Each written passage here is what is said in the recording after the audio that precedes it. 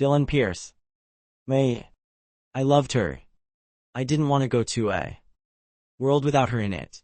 If there was a next life, would she marry me? The shrill sound of machines pierced through the emergency room. Watching Winter on the operating table, her heartbeat gone completely. Tears spilled down my face. 3 years ago when my mother's illness turned critical and she passed away.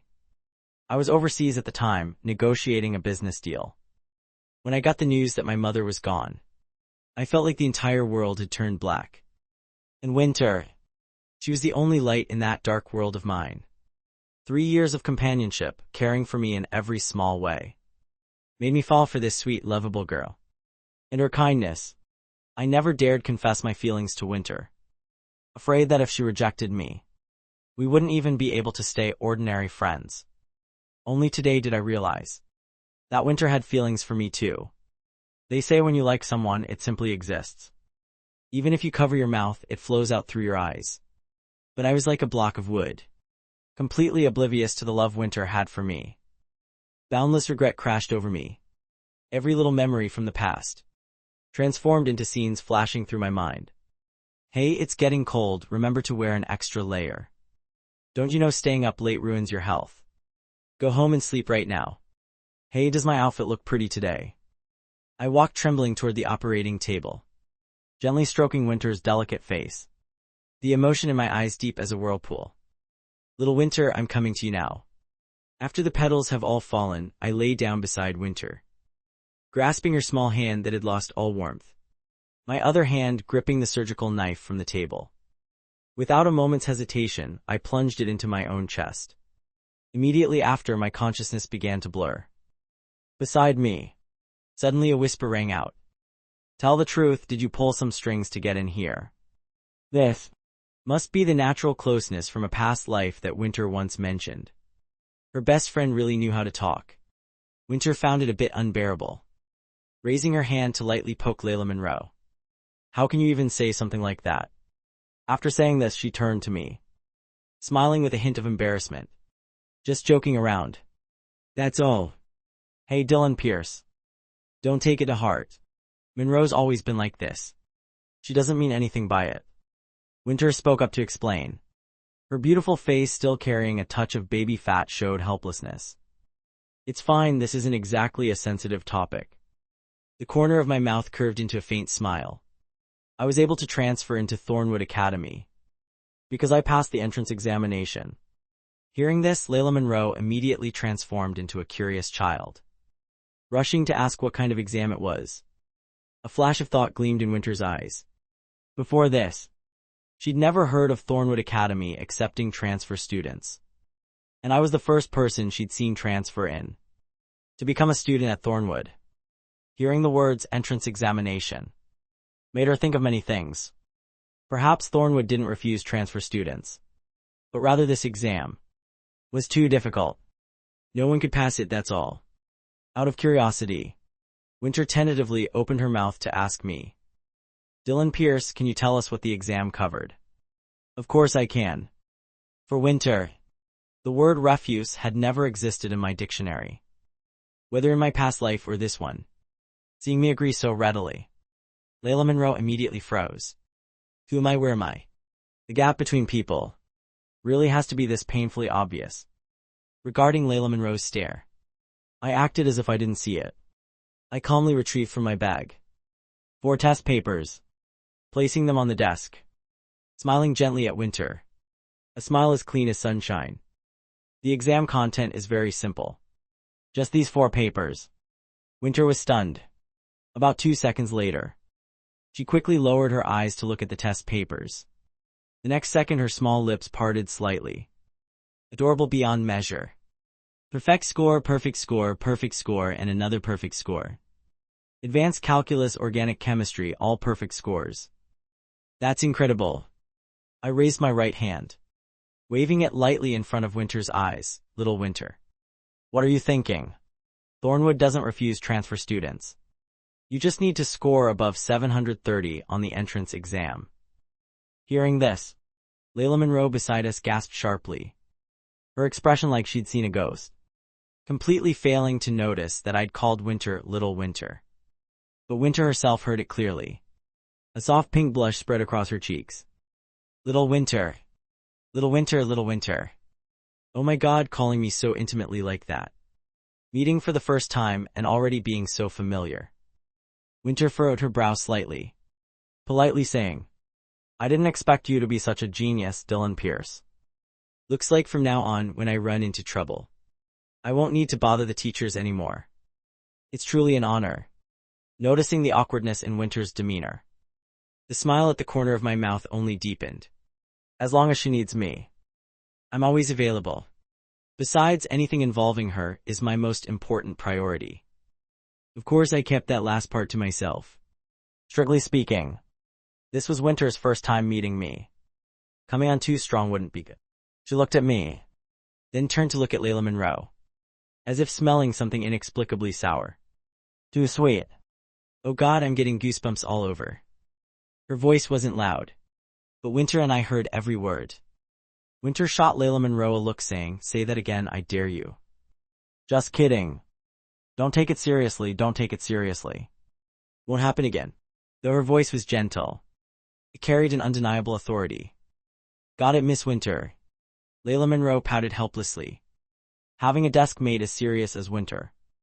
She'd been straightened out to the point of no resistance. Hearing those two words sickeningly sweet, the corner of my mouth showed a barely perceptible bitter smile. I was already trying so hard to restrain myself. I understood perfectly the principle of haste makes waste. So my plan consisted of only 3 words, take it slow. After all, in this life I'd already kept her by my side. Winter turned to sit up straight again, putting away her English book. Then took out the physics test. Today I absolutely have to solve the last problem on this physics exam. If I can't solve it, I'll work on it again tomorrow. Why are you pulling out the physics test again? Seeing this, Layla Monroe grew frustrated. Since yesterday afternoon, Winter had been constantly studying that physics test. She truly couldn't understand. Could test papers really be more attractive than hot guys? In her eyes, those two things had absolutely no basis for comparison. There's only a little over a week until the monthly exam. Last time I didn't do well on the physics test. I need to make up for it urgently. Facing Layla Monroe's question, Winter explained that physics was her weak point. Because of this, when this semester began, she'd voluntarily applied to be the physics class representative, and in the end got her wish, becoming the representative in charge of physics. She wanted to use this method to pressure herself. Next period is physics class. She still hadn't found the approach to solve the last problem. Physics teacher Mr. Harrison had said before. Next period he'd be explaining the key concept, which was precisely that final problem. And as the physics class representative, she would very likely be called on to answer. Thinking about this, Winter felt anxious. What if she actually got called on, then she'd be screwed. Hopefully I'm just overthinking it. Seeing Winter frown with worry, Layla Monroe consoled her saying, don't stress. That last problem, nobody in the entire grade got it right. Don't push yourself so hard.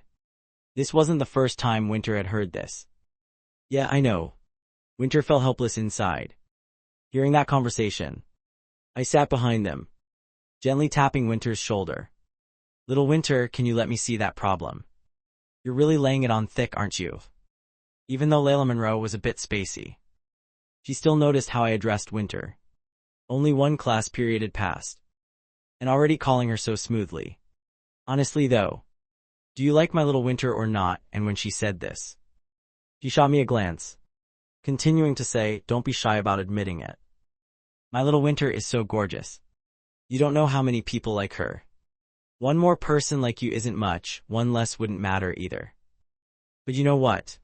I actually think you're pretty decent. After all, first come, first served. Before the words were finished, she felt a cold chill behind her and immediately shut up. Winter nodded slightly at me. Dylan Pierce. Just call me Winter. Hearing this, my eyes crinkled with amusement. I didn't say anything more. I understood Winter very well. Don't let her quiet demeanor fool you.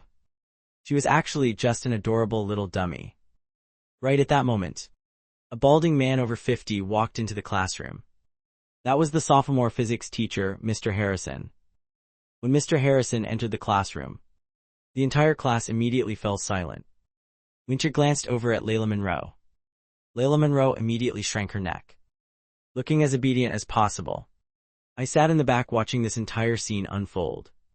Inside I thought to myself, Winter's look from earlier wasn't scary at all, but rather incredibly adorable. Mr. Harrison placed his textbook on the podium, then grabbed his thermos and took a sip of tea. While drinking, his eyes swept around the classroom. When they landed on me, he paused slightly. I heard Class 2 had a transfer student. Looks like this is the kid. Beyond surprise, he felt a touch of curiosity. Transferring into Thornwood. For a teacher who'd been teaching here over 10 years like himself, was an extremely rare occurrence. New student, introduce yourself. In that instant, every eye in the classroom turned toward me. Being stared at by so many people, I felt nothing special whatsoever. Slowly standing up, my angular face showed not a trace of embarrassment. Sir, my name is Dylan Pierce. Dylan as in the poet. Pierce as in sharp and clear. Afternoon sunlight streamed through the window onto me, making me stand out even more. This scene left quite a few girls staring in a daze. This new guy is gorgeous. Absolutely stunning. Many girls hurriedly suppressed the thoughts rising in their hearts. Winter's small face burned hot as she lay face down on her desk, her hair curtaining that delicate face. Her attention completely focused on the test in front of her. The pen in her right hand, rapidly scribbling calculations on scratch paper. I noticed her movements. Amusement filled my eyes. She really was diligent. Mr. Harrison signaled for me to sit down, his steady voice introducing himself as Harrison, the physics teacher for Class 2. You can all call me Mr. Harrison. Let's begin, class. Take out your physics test from last month's exam. This period will be going over that test. The room filled with the rustling sound of papers. In front of each student sat a physics test. Except me. Mr. Harrison noticed this too. He looked toward Winter sitting in front of me. Winter. Dylan Pierce doesn't have a test. Let him share yours and have Layla Monroe look at one first. Oh, Winter stood up, her face slightly flustered and confused. All this time, her entire attention had been on solving the problem. She hadn't heard a word the teacher said. What did you just say, sir? Soft laughter rippled through the classroom. But Winter's expression didn't change at all, completely ignoring everyone else's stares. Mr. Harrison looked at her with surprise, patiently repeating, Dylan Pierce doesn't have a test. Let him share yours. Share one with your desk mate. And no spacing out during class, understand? Yes, sir, I understand. Winter nodded lightly.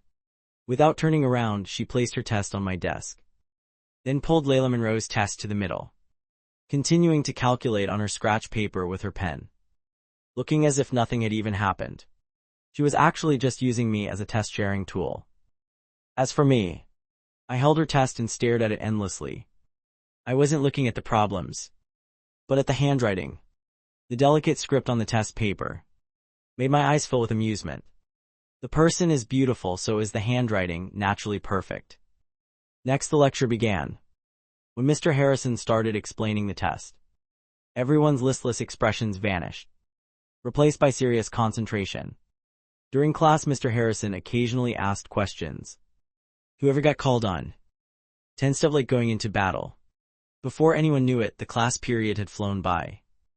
At the podium, after writing the final problem from the test on the board, Mr. Harrison took a sip of tea from his thermos, then asked about the last problem. Who wants to come up and try solving it? No one answered. Mr. Harrison looked slightly disappointed, setting his water bottle down hard on the desk. I gave you all over 2 weeks, and not a single person can solve it.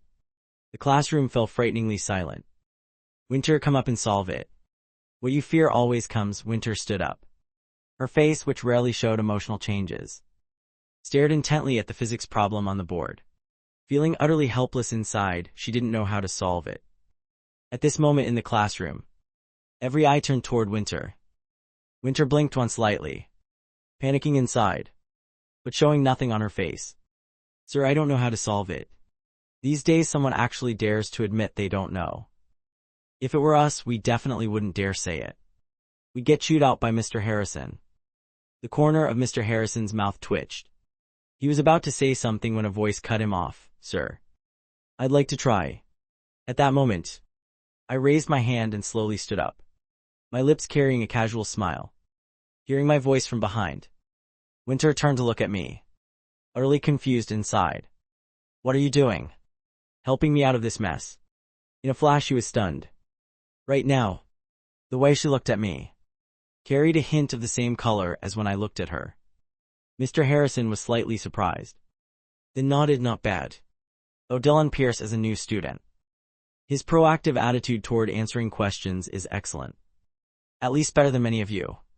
Hearing this, quite a few male students' eyes immediately filled with hostility. And I could only sigh inwardly. Is this praise or making me enemies, God? Mr. Harrison said, well then, go ahead and solve it.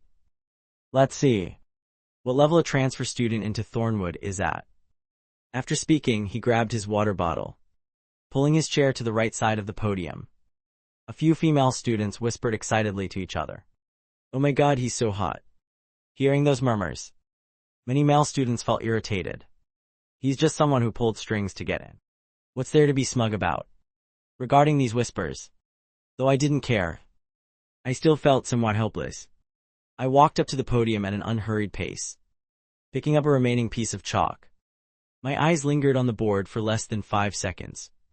Then I began solving the problem. Orbital radius r equals 2 plus h. From gmm divided by r squared equals m. We get 4 pi squared times r squared divided by t squared equals gm. It only took 1 minute for me to complete the solution. Sir, I'm finished. Those male students who wanted to see me humiliated had eyes full of doubt. It must be wrong. Definitely wrong. This difficult physics problem, not a single 12th grader has solved it. Yet I solved it in such a short time. Dylan Pierce, this solution of yours. Mr. Harrison stared intently at the solution process on the board, asking in surprise. This uses knowledge related to university-level celestial mechanics, doesn't it? The moment he saw me start solving, he felt something unusual, because this method was completely different from his own. I nodded gently in confirmation. That's right, Mr. Harrison. You didn't say we couldn't use university-level knowledge. Of course, I could also use another method. It would just be a bit more complicated. A collective gasp filled the room. Every student's eyes widened. Their expressions absolutely priceless. Just what kind of person is this transfer student? A physics problem this brutal. Solving it is already incredible. But having multiple different solution methods. Watching me stand at the podium, in Winter's clear eyes, a flash of amazement appeared. That's amazing. She decided that after class she absolutely had to ask me about it. A physics genius right beside her. How could she possibly miss such a great opportunity? I casually glanced at Winter, the corner of my mouth curving slightly, a barely perceptible smile flashing in my eyes. The fish is about to bite the hook. Even Mr. Harrison was shocked by my words. But using 12th grade knowledge to solve this problem, was it real talent or just showing off? One test would reveal all. Hearing this, I picked up the chalk and continued writing on the board.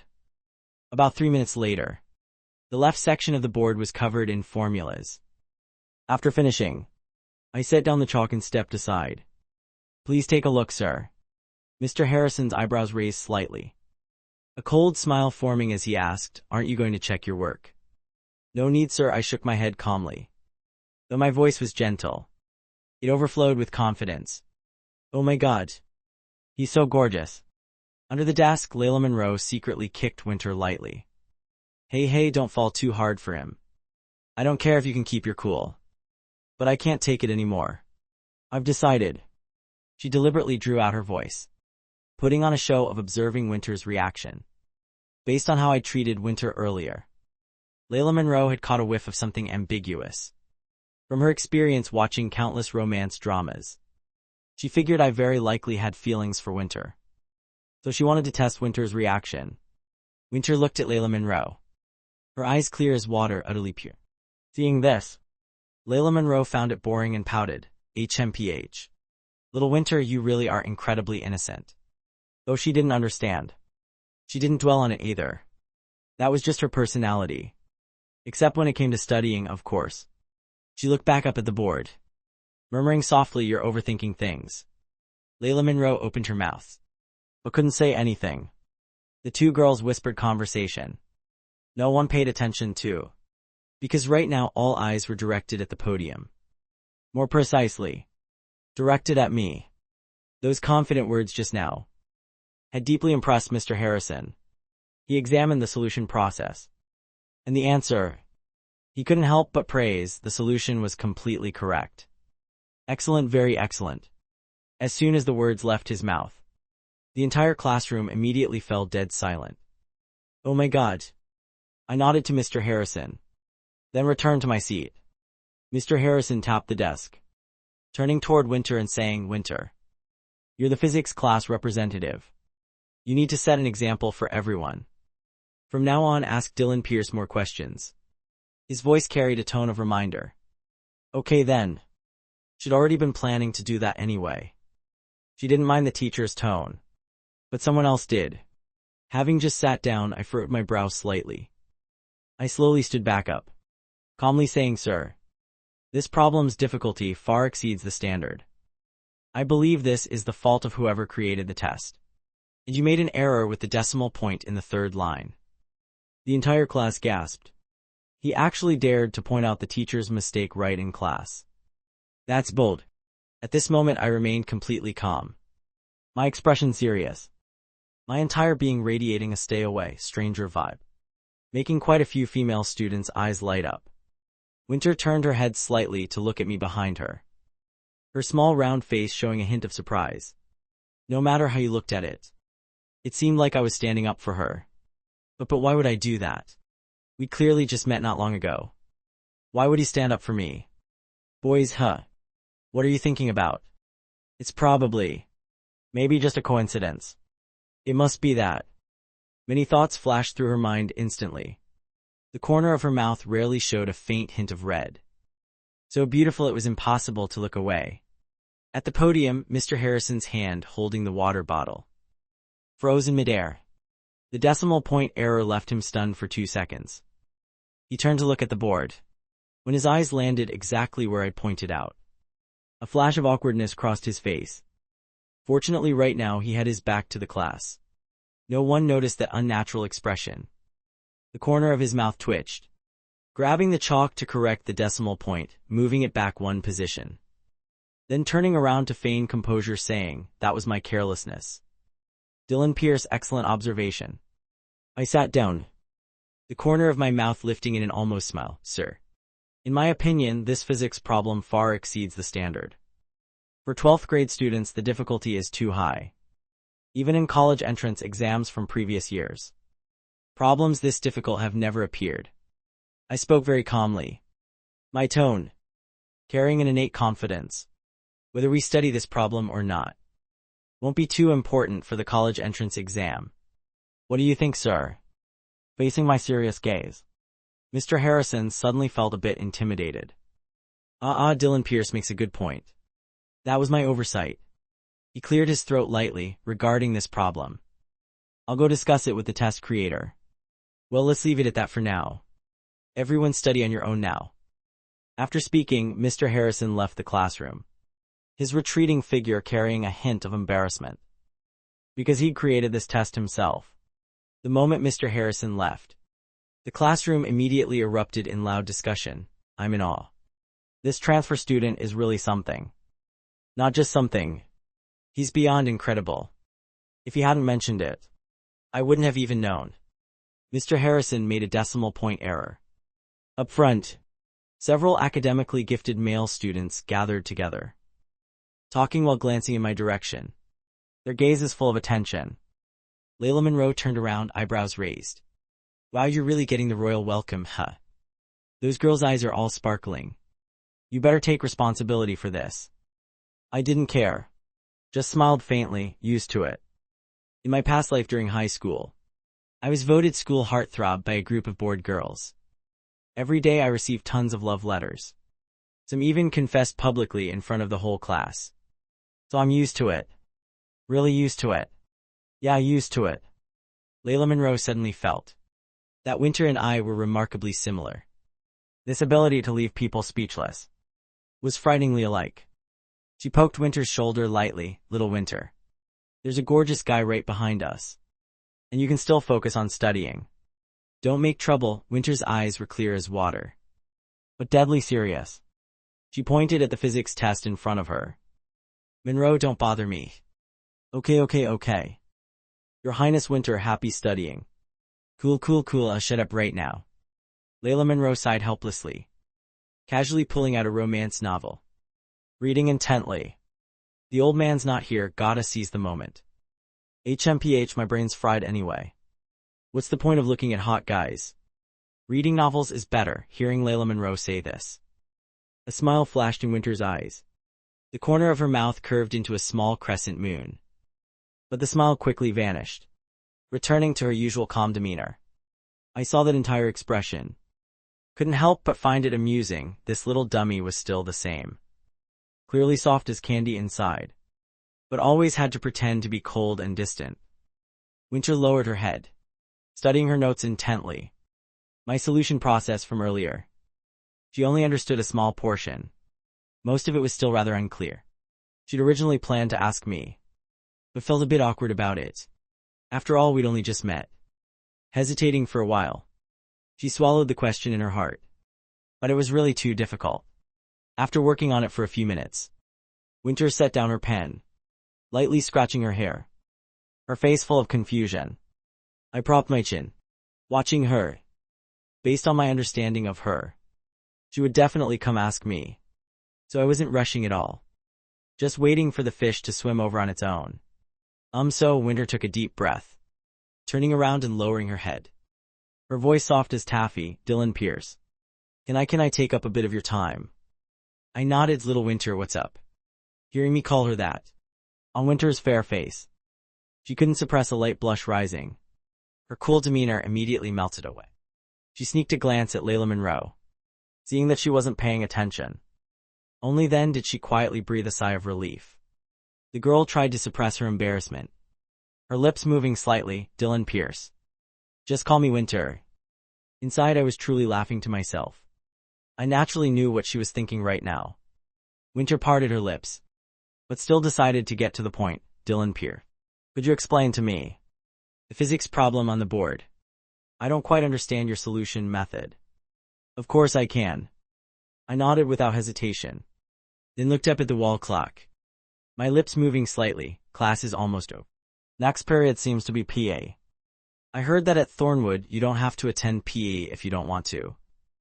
Winter was slightly stunned, her eyes full of amazement. You just transferred here. How do you know next period is PE? I raised my hand, pointing out the door. There's a schedule posted outside. Her face immediately flushed red. Flustered, she lowered her head. Winter, what are you thinking? Asking such a stupid question. That's so embarrassing. Little Winter really does blush easily. I chuckled softly, leaning forward slightly. The distance between us less than 10 centimeters. At this distance, normally you'd either be kissing or teasing. The gentle fragrance on her body faintly drifted over. The corner of my mouth curved up, my voice low. But Little Winter, when you blush, you're very beautiful. And very adorable too. Winter's mind went completely blank, her hands fumbling, not knowing where to place them. I seemed to be smiling the whole time, my eyes deep as the endless night, like the crescent moon hanging in the night sky, making people feel drawn in. My facial features striking, angles sharp and clear, adding a touch of cool, masculine charisma. All of it made her brain immediately stop functioning. Her round, clear eyes staring without blinking, not wanting to look away either. The corner of my eyes crinkled, out of habit wanting to pat her head. But my hand had just lifted when it stopped midair, a hint of hesitation flashing in my eyes. Finally I lowered my hand. For Winter. I was just a classmate she'd known for less than 2 class periods. If I made such an intimate gesture, I'd probably be seen as a player. That would do more harm than good. Little by little was the way. I had to take it slow, Winter regained her composure. Both cheeks still faintly flushed. Dylan Pierce. Just call me Winter. We're not at that level yet. After saying this, she turned and buried her face on her desk. I pressed my lips together, a thin smile appearing in my eyes. Finally her true self was showing. The girl before me was the real Winter. Exactly like in my memories. Still as adorable as before. Still so easily embarrassed, I exhaled softly. The road ahead was still very long. Couldn't rush it. I withdrew my gaze, taking out my advanced calculus book to read. Read for 10 minutes. Experience increased by 1. Read for another 10 minutes. Experience increased by 1 again. When the bell rang ending class, I finally set the book down. 2 experience points wasn't much, but something was better than nothing. Accumulate bit by bit. The bell had just rung. The atmosphere in class 2 immediately became lively. At Thornwood there was only 1 PE class per week. That was a rare time to relax. Friend groups gathered together, discussing what to play during PE. Layla Monroe pulled Winter, who was still face down on her desk, up. Seeing her face still slightly flushed, she couldn't help but freeze. Little Winter, your face is so red. Are you feeling sick somewhere? No, Winter's eyes avoided hers, carrying a hint of barely visible fluster. I just feel like it's a bit hot. That's right, very hot.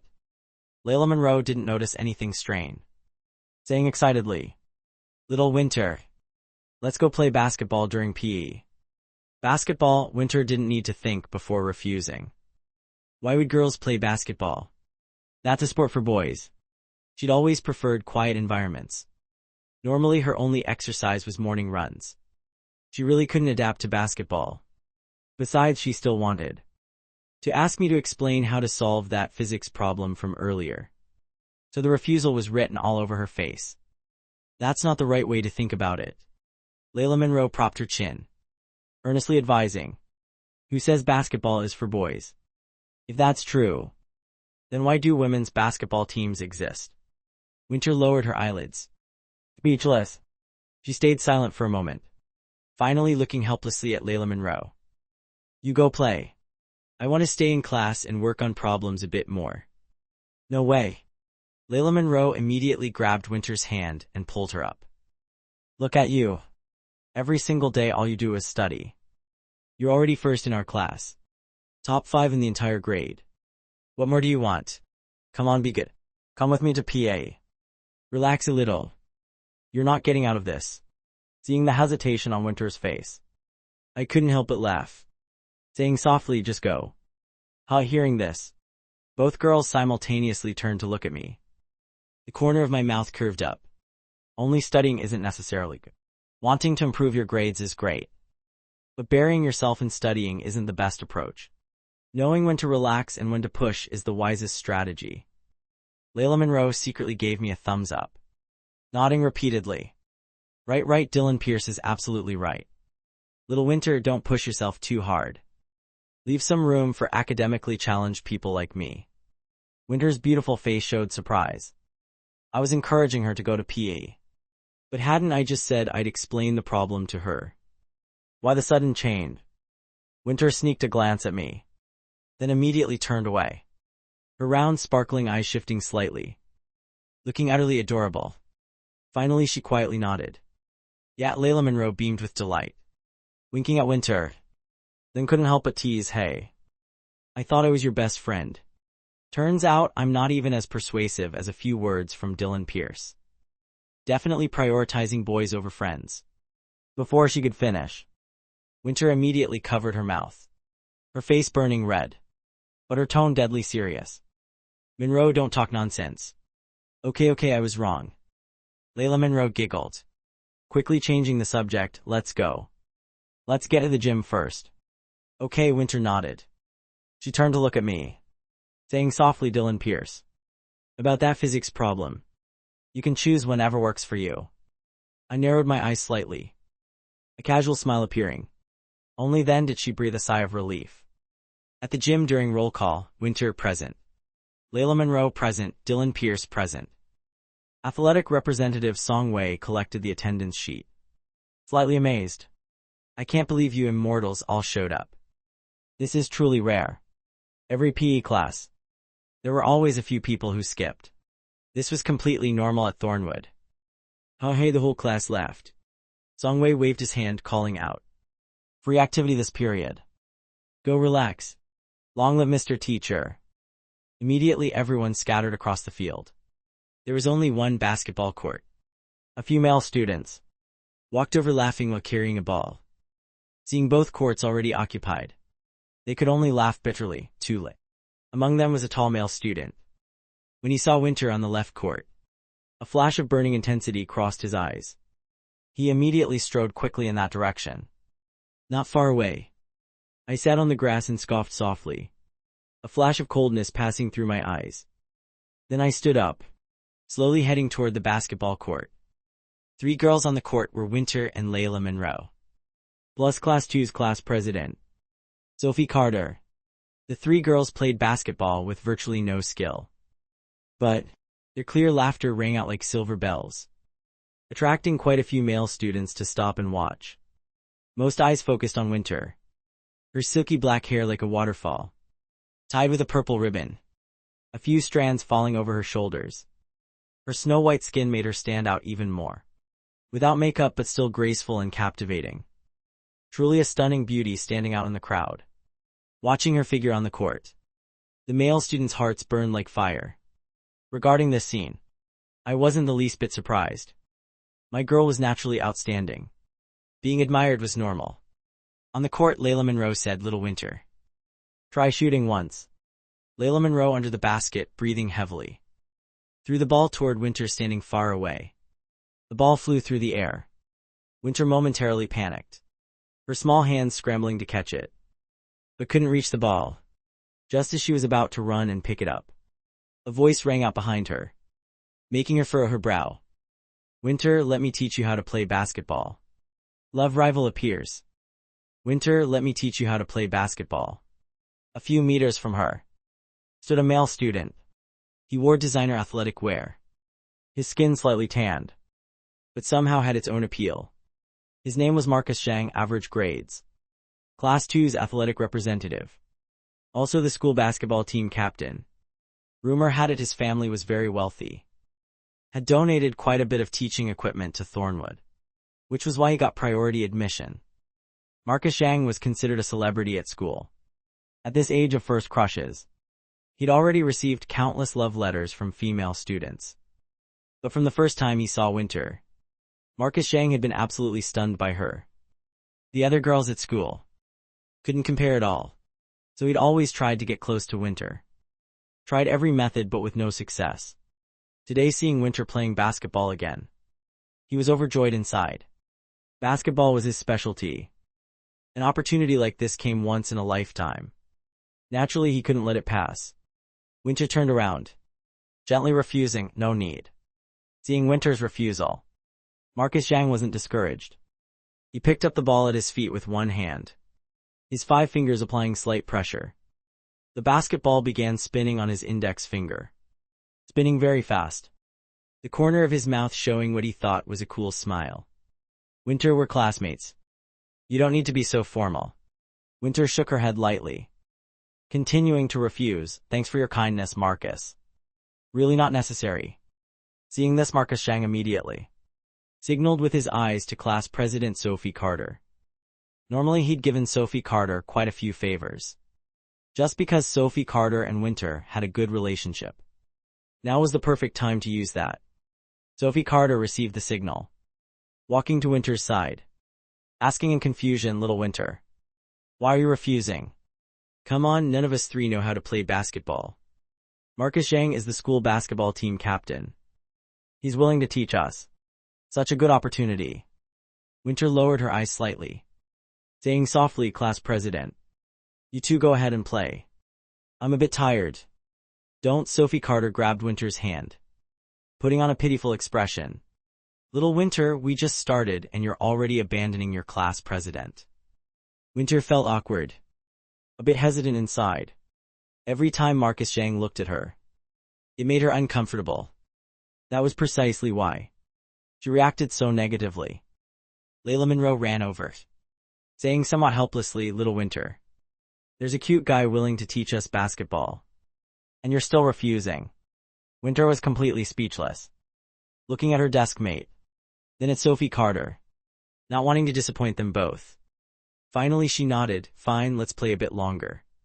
Having resolved this, Layla Monroe patted Sophie Carter's shoulder. Then turned to ask Marcus Zhang, how do you want to teach us? Simple, Marcus Zhang said immediately. Let's split into 2 teams. Play a mini-game. You can watch how I dribble and shoot. A game. After hearing this, Layla Monroe's eyes immediately lit up, clear excitement showing on her face, clapping her hands decisively. Perfect. Let's do that. Sophie Carter then released Winter's hand, going to stand next to Layla Monroe. Monroe, we're on the same team. We'll show this basketball team captain what we're made of. Hell yeah, great idea. This was exactly what Layla Monroe wanted to hear. She turned to look at Winter saying, Little Winter, you're on Marcus Zhang's team. Hearing this, Marcus Zhang was overjoyed inside, secretly giving Sophie Carter a thumbs up, meaning you're the best. Winter already didn't like Marcus Zhang. Now hearing she had to be on his team, her face was full of resistance. Marcus Zhang carried the ball, walking up to her, flashing a confident smile. Winter, with me on your team, just relax. Victory definitely belongs to us. Layla Monroe scoffed lightly, full of disdain. Who wins and who loses is still unknown. Marcus Zhang didn't bother with the provocation, saying then let's start. He wanted to perform perfectly in front of Winter, just relying on his skills and appearance. He'd definitely make Winter see him in a different light. The beginning is always the hardest. As long as he left a good impression, winning the beauty's heart was just a matter of time. Wait, a casual voice rang out, making the 3 girls and 1 guy on the court freeze. I stepped onto the court leisurely, the corner of my mouth carrying a faint smile. I walked to stand between Winter and Marcus Zhang, naturally extending my arm to shield Winter behind me, my eyelids lifting slightly. Mind if I join in? My calm gaze made it hard for others to read me, adding several layers of mystery. Winter looked at my back, slightly dazed. Why did Dylan Pierce come too? Marcus Zhang's expression turned ugly. Earlier during physics class, he'd already extremely disliked me. What kind of heartthrob? Just a pretty face. Before I came to class too, Marcus Zhang had been the center of the girls' attention. Except for Winter, of course. But after I appeared, the girls went crazy. This hurt his ego immensely. Now, he'd worked so hard to get a chance to play ball with Winter, and I was blocking his way. Inside he was furious. We have enough people, we're not adding more. Marcus Zhang flatly refused. I smirked slightly. I said calmly, classmate, you misunderstand. I wasn't asking you. After saying this, I turned around, looking toward Winter with a warm smile. My gaze gentle, Little Winter, can I join? Marcus Zhang's face looked like he'd swallowed something unpleasant. Oh sure, Winter was slightly stunned, nodding lightly. That dazed expression was truly adorable. Compared to Marcus Zhang, she clearly wanted to be on my team more, because the way I looked at her was very pure, making her feel comfortable. Seeing Winter agree, Marcus Zhang's face darkened like coal. In his eyes, my actions were deliberately provocative. A new student daring to be so arrogant. He could tolerate it, but not forever. Seeing me join too, Layla Monroe's eyes immediately lit up. Dylan Pierce, you know how to play basketball? A little bit, I answered. HMPH. Marcus Zhang shifted 2 steps to the left, his gaze contemptuous. Knowing a little, and you dare come out here? Do you want me to teach you? At this point, his face was full of smugness. If you're free, go practice on your own first. Don't make a fool of yourself here. People need to know their own limitations. Winter clenched her fists, taking a step forward, standing parallel with me, her voice soft but icy cold. Everyone here is a classmate. Why are you talking so harshly? Marcus Zhang never expected Winter would stand up to defend me, his expression changing unpredictably. Looking at Winter's serious face, a warm feeling rose in my heart. In my past life she was always like this too. Still the same now. Only this time, I was no longer the one who needed protection. The protector would be me. I raised my head, My gaze calm. Classmate, you misunderstand. Marcus Zhang was so angry he cursed directly. Misunderstand my ass. I continued speaking calmly. When I said I know little, the little you understand is probably not the same as mine. What's the difference? Marcus Zhang glared at me with reddened eyes. His gaze extremely irritated. If it weren't for me, how would Winter be angry at him? Now look what's happened. Winter already didn't like him. Now she seemed even more distant. I smirked at him. I heard. You're the school basketball team captain. So what? Marcus Zhang's eyes showed clear pride. I remained calm. When I said I know little, I meant I'm capable enough to completely humiliate you, the school basketball captain. The court immediately fell silent. Chapter 11, new character appears, haha. Silent for a full 5 or 6 seconds. Then Marcus Zhang burst out laughing. His face full of mockery. Just you wanting to humiliate me. Don't you look in the mirror to see what you are? Absolutely ridiculous. If you find it funny, feel free to laugh some more. I answered casually, not caring about his mockery at all. In my past life, I was the CEO of a multi-million-dollar company. Experienced all kinds of conflicts. What's happening now is no different from children throwing tantrums. An ant cursing an elephant. Does the elephant need to respond? Of course I haven't grown into an elephant yet. Layla Monroe whispered close to Winter's ear, her eyes shining bright. Little Winter, don't you think Dylan Pierce is really cool? He's definitely an interesting person. Winter curved her lips slightly, giving her own assessment. Marcus Zhang's face reddened with anger. Frustrated like punching cotton. That feeling made him want to go crazy. I stood next to Winter, smiling lightly. Little Winter and I are one team against the 3 of you. After saying this, I ran my hand through my hair. Be careful or I'll really humiliate you in a bit. Hearing this, Winter panicked, quickly waving her hands. I don't know how to play basketball. It's okay, you can just stand and watch. I didn't give her a chance to refuse. Leaning down slightly, tilting my head close to her ear, the familiar light fragrance rushed in. An unusual peace filled my heart. This feeling was wonderful. If only I could keep it this way for life. Winter was caught off guard by my action, jumping back 2 steps in shock, her face burning hot, so tense she could barely speak smoothly. Really? I am afraid I'll drag you down. No way, I shook my head lightly, affirming once more. When I say no, I mean no. Outside the basketball court, quite a few male students were all paying attention to this, though they didn't know the full story. The moment I leaned close to Winter's ear, everyone saw it clearly. Oh my god, this Dylan Pierce guy is really bold. First day here and he dares whisper in the school beauty's ear. Truly a role model for men. This guy is finished. Look at Marcus Zhang's eyes. Terrifying. Handsome and tall. Good at studying and knows how to flirt with girls. Why did I have to run into this kind of freak? Inside Marcus Zhang's heart burned like fire. Both hands clenched tight. His eyes spitting flames. Even having the impulse to throw a punch. Those murmurs reached his ears. Harsh and grating. Everyone in the sophomore science class knew. He liked Winter. But this newcomer dared right in front of everyone to be so intimate with Winter. That was no different from slapping him in the face. If he didn't repay this grudge, how could he stand firm in class 2 anymore? Marcus Zhang gritted his teeth. Fine. Me with Layla Monroe and Sophie Carter as one team, no score limit. Whichever side scores 5 baskets first, that side wins. No problem, I nodded. As for game rules, I completely didn't care. Because I couldn't tell them that. In my past life, basketball followed me for over 10 years. If I lost to this milk-scented kid, I'd bash my head against tofu and die.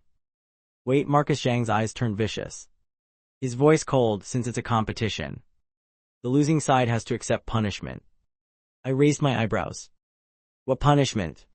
Very simple, Marcus Zhang's eyes flashed with smugness. If you lose, run around the field 3 times, while shouting I'm useless. Dylan Pierce, don't bet with him. Marcus Zhang, you're going too far. Winter and Layla Monroe both spoke up to stop it. In their eyes, this bet was clearly meant to humiliate. Even Sophie Carter had to speak up. Marcus Zhang, everyone's classmates here. You see each other every day. Are you insane? Marcus Zhang acted as if he didn't hear. His eyes locked on me. Do you dare bet or not? I lightly signaled Winter to relax, looking at Marcus Zhang with interest, the corner of my mouth curving slightly. So what if you lose? Marcus Zhang laughed loudly with arrogance. How could I possibly lose? You think you can beat me? Yeah, I can beat you, I answered calmly. So if you lose, you have to do the same. At this moment, quite a few male students from Class 2 had gathered around the basketball court. After hearing the bet terms, their eyes looking at me showed a hint of pity. What is this Dylan Pierce guy thinking? Say what you want. Marcus Zhang is the school basketball team captain. His skills are obvious to see. Isn't this just asking for death? He's done for. This new guy is going to be humiliated big time. Marcus Zhang had completely lost his patience. Now he just wanted to immediately, in front of everyone, crush my arrogance. Show me what reality looks like. Let's talk, let's start. After saying this, he picked up the ball and threw it toward me. Don't say I'm bullying you. You take the ball first. The ball flew straight toward my face. Very fast. Clearly he wanted to embarrass me. But a second later, what disappointed him happened. I raised my right hand unhurriedly, catching the ball steadily, saying gently, if you lose, just don't make excuses. Then turning toward Winter, who was still dazed. My voice tender, little Winter. Just stand on the side and watch. Winter parted her lips slightly, wanting to say something, but not knowing how, especially when hearing me call her little Winter. Both her cheeks flushed red again. This Dylan Pierce. I already reminded him. Why does he still call me that? Lost in chaotic thoughts, Sophie Carter pulled her hand towards center court, saying helplessly, little Winter, just stand and watch this round. Honestly, Sophie Carter was feeling a bit regretful for helping Marcus Zhang. Otherwise it wouldn't have turned into this situation. Really brought trouble on herself. Layla Monroe hesitated, then followed along. At this point, only Marcus Zhang and I remained on the court. From a 3-on-2 game, it had become a 1-on-1 at some point. I dribbled lightly with my right hand. Ready, let's start, Marcus Zhang roared, immediately charging straight at me. His target was the ball in my hands. His purpose very clear. To intimidate me with force. Show me what the gap was. Facing that fierce momentum, I tilted my head slightly, the corner of my mouth curving lightly. Naive, I didn't move at all. Just when Marcus Zhang was less than 3 meters from me, I jumped in place, going for a direct shot. Murmurs of surprise rippled across the court. No way that'll go in. Impossible. Isn't this like performing in front of a master? The moment the ball left my hand, all the noise suddenly stopped. Time seemed to freeze. The entire court fell silent as if something was stuck in their throats. Not a single word spoken.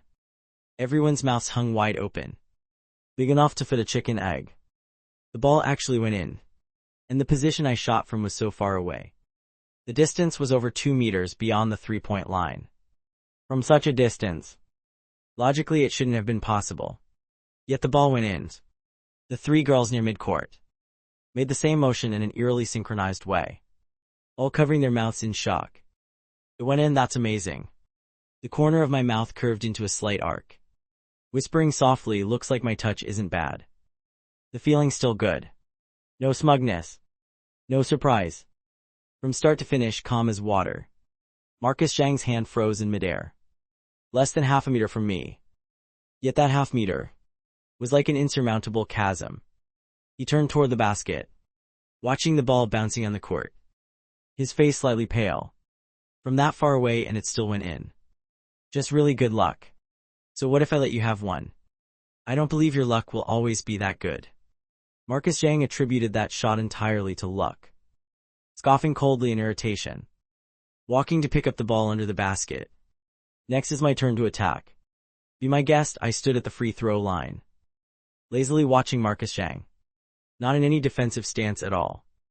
Oh my god, he's so hot I can't take it. I'm about to faint. Dylan Pierce, baby, I love you. Female students from Class 2 outside shrieked excitedly. their eyes full of sparkling stars. Marcus Zhang cursed under his breath. Damn it. Let this guy build momentum again. He took a deep breath. His dribbling motion smooth. His speed suddenly increasing. In a flash he'd passed me, charging straight toward the basket. Yeah, that's right. I didn't defend at all, because I stood still the entire time, letting him run right past. Trash, Marcus Zhang sneered, seeing the basket right before his eyes. A thought suddenly flashed through his mind.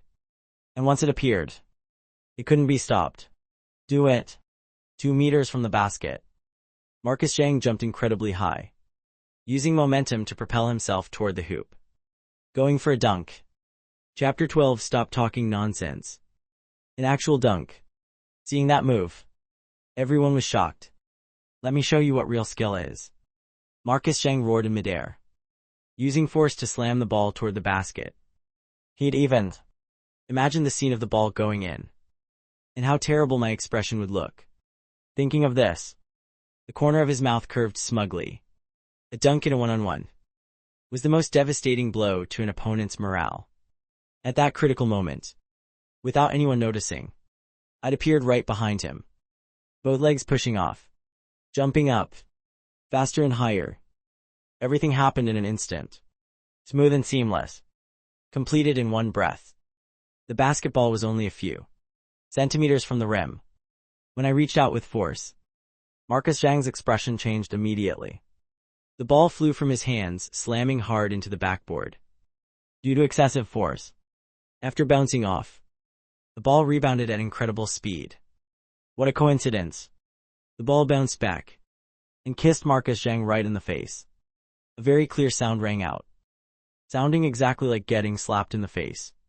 Marcus Zhang fell straight to the ground, his head dizzy from the ball hitting him. The students watching around were all stunned. Block plus ball to the face. Is this even real? Dylan Pierce is so strong. Layla Monroe and Sophie Carter covered their mouths, looking at me under the basket with expressions of disbelief. That was seriously incredible. So incredible it's unbelievable. He can actually do that. Hearing their amazement, Winter's face showed confusion, murmuring, "Isn't that a foul though?" Layla Monroe and Sophie Carter nearly fell over. Her brain really does work in its own unique way. Layla Monroe patted Sophie Carter's shoulder. "I'm sorry. I can't teach her anymore." Sophie Carter shook her head seriously. "It's not your fault. I'm to blame too." Winter's face flushed lightly. She wasn't stupid. She naturally knew those two were teasing her. She'd probably just said something wrong again. Actually, you couldn't really blame Winter. From childhood until now her world consisted only of studying. Her only so-called entertainment was going to the library on weekends to read books she liked. Today was her first time experiencing basketball. She completely didn't understand the rules. A total newbie in every sense. I stood under the basket, dusting off my hands lightly. Not a bad idea. Jamin fell a bit short. My voice was calm, but falling on Marcus Zhang's ears it sounded like mockery. He'd already figured out what just happened. Hearing my casual remark like that, inside he was furious enough to kill. A game that wasn't even important. Didn't need to make such a scene at all. I bent down to pick up the ball on the court, turning to walk back outside the three-point line. 3 more baskets, and you lose. HMPH. Marcus Zhang stood up from the ground with a dark face. Pain from his hip transmitted through, making him unable to suppress a sharp intake of breath. As basketball team captain, and a prominent figure at Thornwood Academy, he'd never suffered this kind of humiliation before. Moreover, it wasn't just him and me here. All the students from Science Class 2 were watching. If he really lost to this newcomer, it wouldn't take long for this to spread throughout the school. Then losing face would truly be losing face. So this game he absolutely couldn't lose. Absolutely couldn't lose. I stood outside the three-point line holding the ball one-handed, facing Marcus Zhang directly. "When you're ready, I'm shooting." Just as the words left my mouth, I drove straight at him with the ball, completely ignoring Marcus Zhang's defense. This scene made the Class 2 students outside erupt in noise. "This guy's crazy. Oh my god, he dares do that. Charge forward." So hot I can't handle it, Marcus Zhang pushed off his left foot, meeting me head-on. In his thinking, my action was deliberately humiliating him, treating him like air. Both sides were extremely fast. Neither had any intention of slowing down. About to collide. Outside the court, a few faint-hearted female students had covered their eyes. At the decisive moment, I stepped hard to the left, my body spinning 360 degrees, preparing to powerfully break through. Don't even think about it, Marcus Zhang shouted, his left foot stomping hard on the ground, blocking my path forward. At this moment, his expression had become completely serious. Not a trace of contempt remained. Long-distance shooting accuracy, smooth dribbling technique. Plus the current situation was extremely unfavorable for him. Already down by 2 baskets. If he let me score again, catching up would be harder than reaching heaven. Regarding Marcus Zhang's defense, I seemed to have predicted it long ago. My body preparing to break left suddenly stopped, immediately switching direction to the right. The directional change so smooth it was perfect, without any sense of awkwardness. Marcus Zhang's expression changed immediately.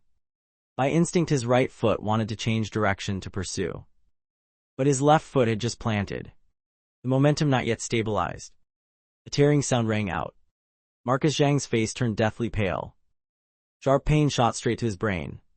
In an instant his forehead was drenched in sweat. He braced his hand on the ground, losing his balance, falling to the court with an expression of agony. I stopped, looking at him indifferently. Listen, classmate, I didn't even touch you just now. Dozens of eyes are watching. Don't put on an act and fake an injury. Marcus Zhang faking an injury. Faking my ass, you bastard. Marcus Zhang continuously gasped in pain, struggling to lift his head. I'm just not feeling well physically. We'll end today's game here. We'll continue another day. After saying this, he turned and shouted towards someone outside the court, Chris Chen. Chris, help me to the nurse's office. I've aggravated my leg injury. Chris Chen and another male student rushed up, helping him leave the court. I glanced at his retreating figure, a faint smile in my eyes. Since when does a leg injury look like that? A leg injury but acting like a martial artist. Is he a disciple of some ancient kung fu school? These thoughts flashed through my mind. I held the ball, walking over to the 3 girls at midcourt, handing the ball to Winter. You all keep playing. Winter stood dazed, receiving the ball. Dylan Pierce. What happened to Marcus Zhang? After asking, she immediately regretted it. He shouted so loudly. Obviously she'd also heard aggravated leg injury. Why did she ask so stupid?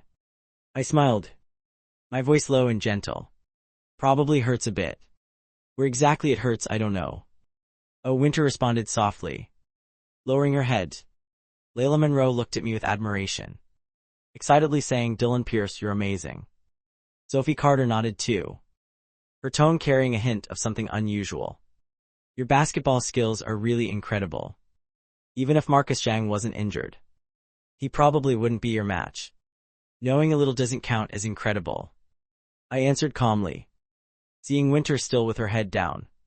I couldn't help but raise my hand in front of her, waving lightly. Little Winter, keep playing. I'm going to rest a bit.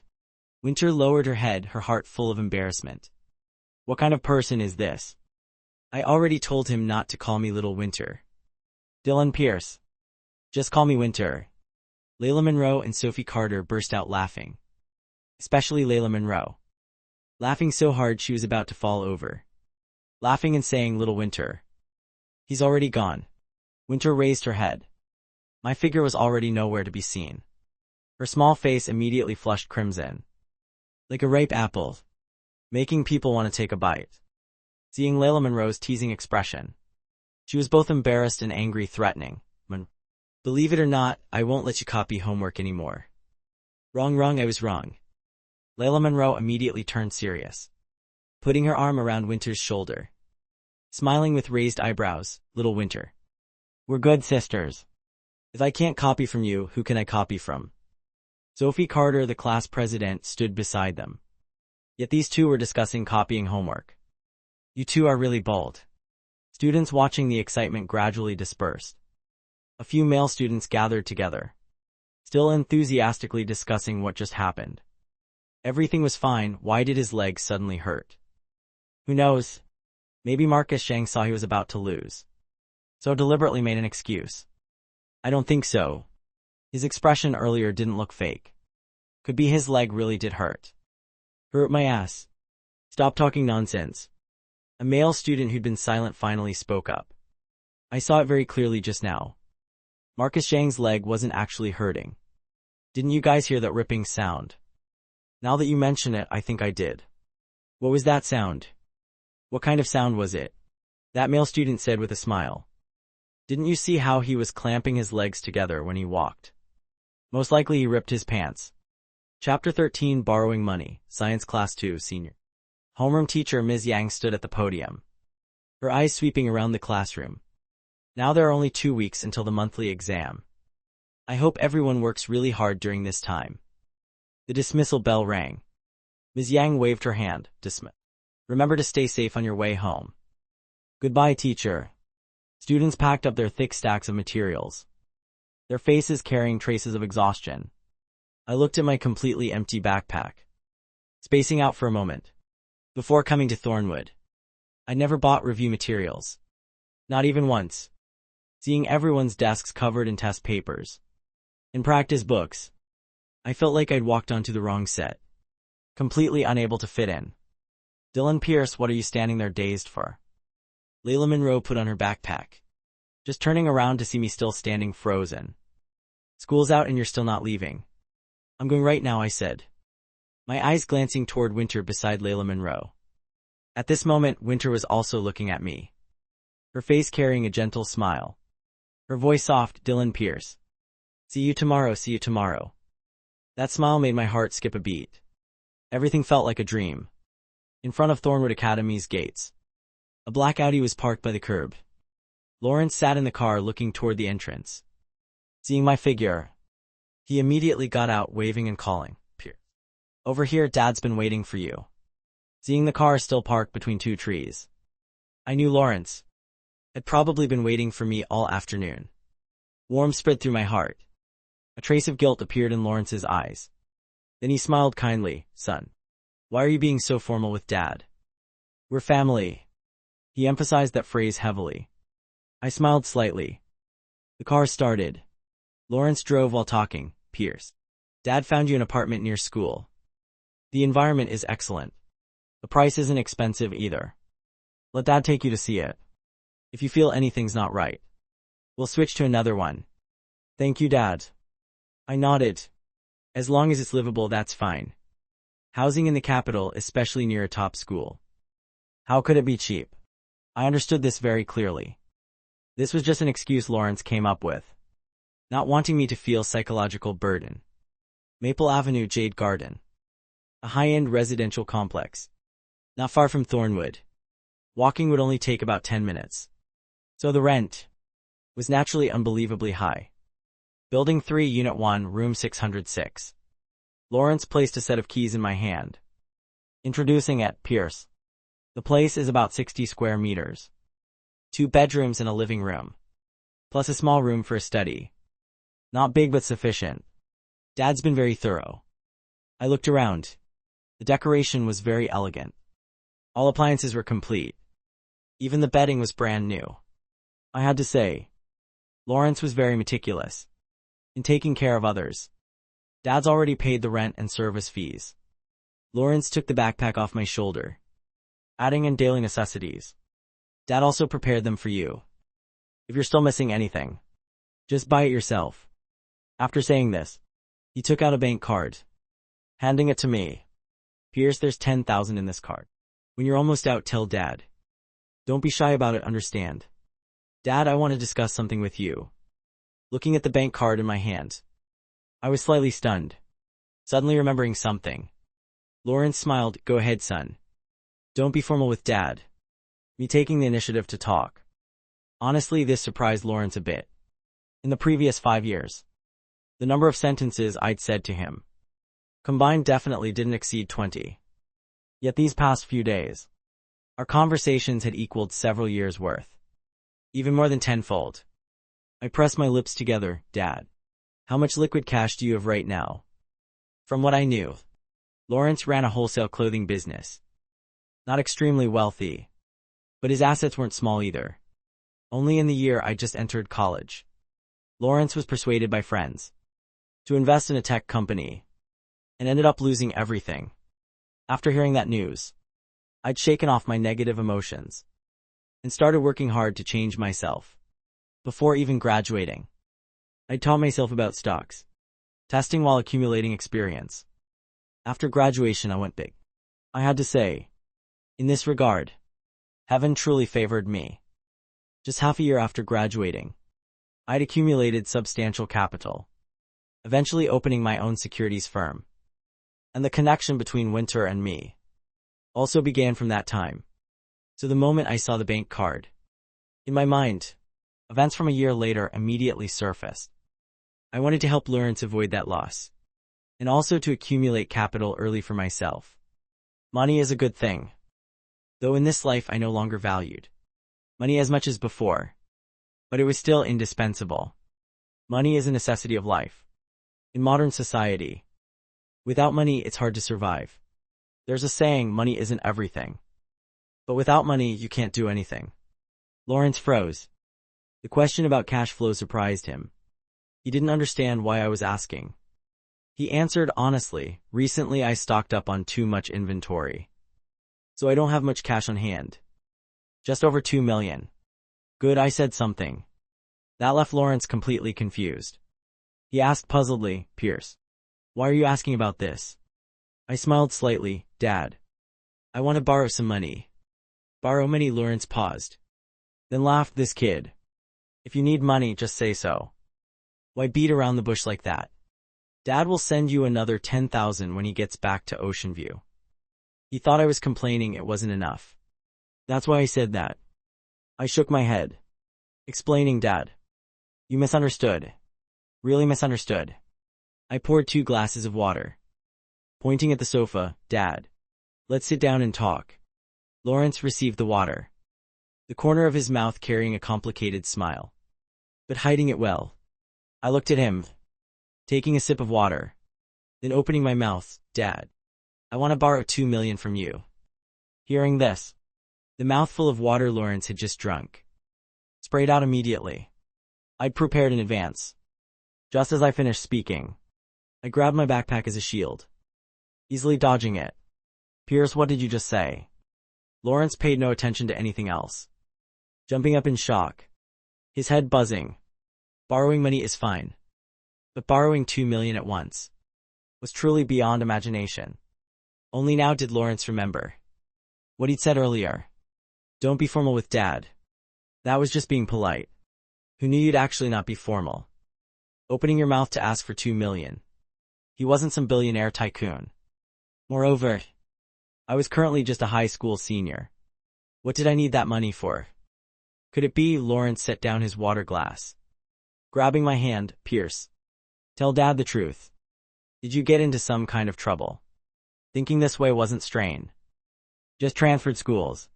Now asking to borrow money. And 2 million at that. Anyone would think the worst. I smiled and shook my head. Dad, don't think too much. I'm borrowing money to invest in a stock. Stock? Lawrence's voice shot up. How old are you? Playing with stocks? You think that's easy? After saying this, he realized his tone was too harsh. He quickly softened his voice. Pierre, Dad's just afraid you'll be deceived. You're only 17 years old. You don't understand anything yet. And the stock market has enormous risks. Even Dad doesn't dare touch it. Over these years, Dad has seen plenty of people lose everything because of stocks. Your most important task right now is to study hard and get into a good university. Understand? I smiled and nodded. Dad, I understand. Everything you're saying, I understand. I also know you can't trust me right away, but I can prove it. Lawrence couldn't quite keep up with my thinking, asking in confusion, prove it how? The corner of my mouth curved slightly, raising the bank card in my hand, saying calmly, give me 1 week. I can turn the 10,000 in this card into 50,000. In the entire process of buying and selling, I'll let you see everything clearly. If I can do it, Please lend me 2 million. 1 year term. Lawrence lowered his head in thought. 1 week. 10,000 to 50,000. 400% profit. How is this possible? After a long while, Lawrence looked up. What if you can't do it? If I can't do it, I'll never touch securities again. I'll study obediently. Get into a good university. With a major decided by you and Mom. I stood up, as if discussing something very ordinary. Of course that won't happen. Confidence without a trace of arrogance. A deal. Lawrence's eyes stared at me. The more he looked, the less he understood this kid. Oh right. Actually, he'd never really understood me before. He changed his tone, but before that. Dad needs to talk to your mom. This needs your mom's agreement. Otherwise, Dad won't give you the money. After saying this, Lawrence smiled awkwardly. Trying to explain, Dad's not afraid of his wife. Dad just respects your mom. Don't misunderstand. I laughed. A deep, indescribable look flashing in my eyes. I didn't know if it was because of my rebirth. But I remembered everything from my past life very clearly. This gamble, I would definitely win. After finishing dinner, Lawrence called my mother Diane, recounting everything from today from start to finish. Hearing about me passing Thornwood's hellish entrance exam. Mom was so happy she couldn't stop smiling. But the joy didn't last long. Lawrence moved on to the topic of me wanting to borrow 2 million. Through the phone. Mom's voice immediately shrieked. What? Honey, calm down. Lawrence quickly tried to soothe her. He continued, I made a bet with him. In my room. I'd originally planned to read to gain experience, but discovered the new place had no books. I lay on the bed staring at the ceiling. Winter's image appearing in my mind. The corner of my mouth unconsciously curving up. My mood becoming strangely peaceful. Without realizing it, I drifted off to sleep. Tomorrow I'd see her again. I was looking forward to it. Chapter 14 Academic Genius. In Science Class 2, Senior. On the board was a difficult physics problem. Mr. Harrison stood at the podium enthusiastically lecturing. Today we're only doing this one problem. Everyone solve it yourselves. I'm giving you half an hour. You may discuss, but keep it quiet. After speaking, he carried his chair and thermos, leisurely sitting by the classroom door. Middle-aged helplessness. A thermos must have goji berries. He was over 50. While drinking water, staring at his thermos and whispering. A bit short on goji berries. Yeah, really short. Layla Monroe rummaged in her desk, pulling out a romance novel. Winter focused on the board, beginning to try solving on scratch paper. Her quiet demeanor like still water, making the whole class look her way. Quite a few male students sneaking glances. After a while, Winter's face showed difficulty. No matter what method she tried, she could only get halfway, then hit a wall. The top academic achievers sitting in front were also discussing in low voices. What kind of difficult problem is this? Way too hard. Is this really a senior-level problem? Is Mr. Harrison deliberately torturing us? I tried several methods. Can't solve it. Sighs of frustration throughout the classroom. I propped my chin, tilting my head slightly to watch Winter's figure. The corner of my mouth always smiling. Solving problems was honestly a bit boring. And this problem, to me, was nothing difficult at all. Rather than waste effort, I'd rather look at her a bit more. What I was thinking about now was how to close the distance with her. Don't be fooled by her gentle appearance. She was someone very guarded. If I confess now, it would be both ordinary and premature. In her eyes, I was just a new classmate. Doing so might backfire. Winter set down her pen, her face showing slight hesitation. Deliberating, finally deciding to turn and ask me. The physics level I displayed yesterday was the strongest among peers she'd ever encountered. There was no second person. Absolutely none. She took a deep breath, slowly turning her head, meeting my gaze directly. Eyes deep as an abyss, making one's heart tremble slightly. She realized I was looking at her, her face flushing slightly. Actually, her impression of me was very good, though we'd only just met yesterday. The calmness and composure I carried, along with the pure way I looked at her, didn't make her feel any aversion. Moreover, she didn't know if it was an illusion. But she always felt like she'd met me somewhere before. A kind of familiarity hard to put into words. She tried to suppress her embarrassment, asking me softly, "Dylan Pierce, I can't solve this physics problem. Can I ask you about it?" "Of course you can." I snapped back to attention. Smiling, I was just worrying about how to close the distance with her. Never expected the opportunity would come on its own. I really need to thank Mr. Harrison. Physics problems like this, he should assign a few more in the future. Yeah, not a bad idea. I already had a direction in mind. "Thank you," she nodded gently, holding her scratch paper, her brow furrowing slightly. Asking softly, "Dylan Pierce, the teacher said when an object falls, the speed and angle with the inclined surface are fixed constants. But why doesn't using the law of conservation of momentum work?" Fair skin combined with hair tied low, long curved lashes, gentle gaze, making one not want to look away. Quite a few male students, including the top academic achievers, all looked this way, feeling extremely irritated inside. Why, this guy just transferred to Thornwood yesterday. How is he already so close to the goddess? Really frustrating. Those guys gritted their teeth in anger. This is seriously too lucky. Is the goddess about to fall too?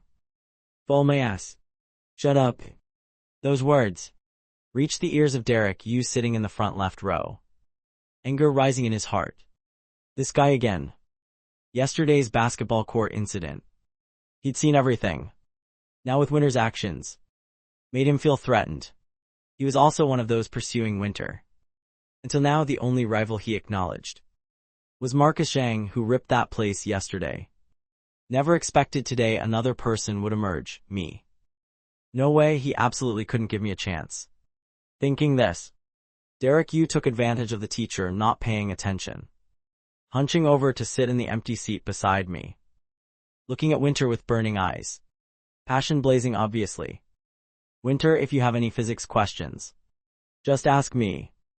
After all, I ranked first on the last exam. Plus asking Dylan Pierce. He might not even know." Derek Yu's voice was full of arrogance, self-satisfaction and showing off, seeming to speak to Winter, but actually directed at me.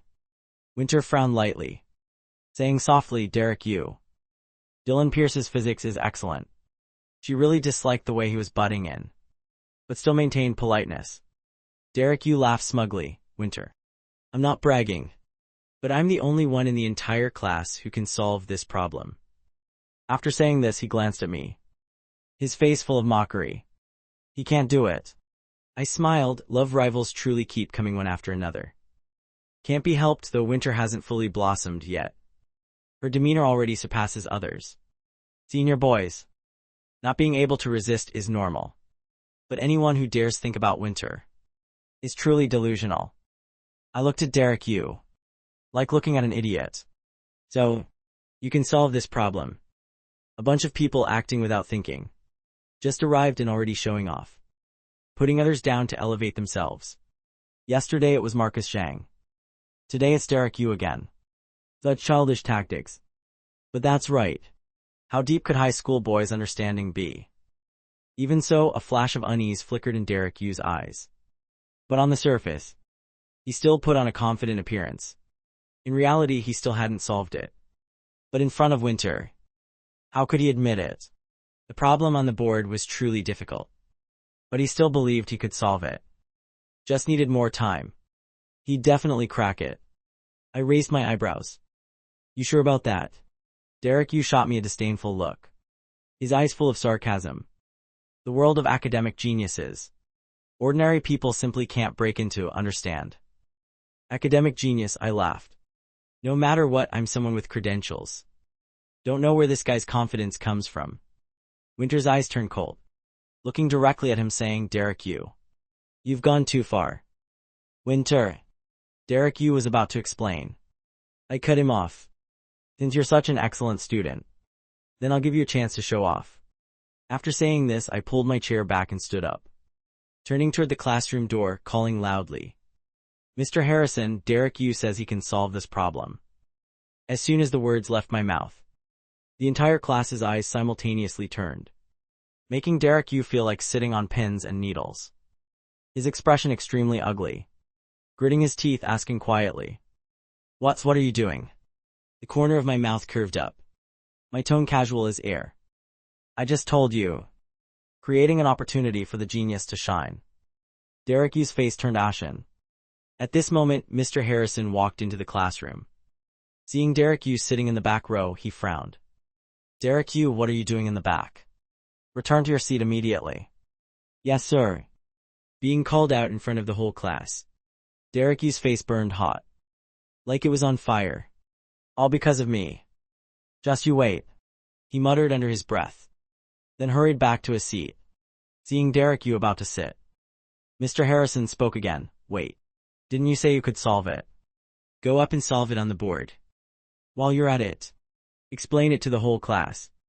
Derek Yu stood frozen, his face like he was at a funeral, though extremely unwilling inside. He just bragged. In front of Winter. If he said he didn't know now, then in the future, how could he dare face her? He had to bite the bullet and go to the podium. Struggling to say one word, "Okay," then awkwardly walking up. Derek Yu looked at the problem on the board, his mind completely blank. Though trying to appear calm, his hands had already started trembling. He tried writing the first few steps. Mr. Harrison already frowned, because the very first step was wrong. One wrong step means everything's wrong, let alone wrong from the start. Truly disappointing. "Stop solving." Derek Yu stood confused. "I just started. Why won't you let me continue?" Mr. Harrison waved his hand. "First step is wrong, continuing is just wasting time. Go back to your seat." Whispers began rippling through the classroom. "Turns out he's not that good. Isn't he supposed to be a physics genius? How did he mess up the first step? Probably just having an off day.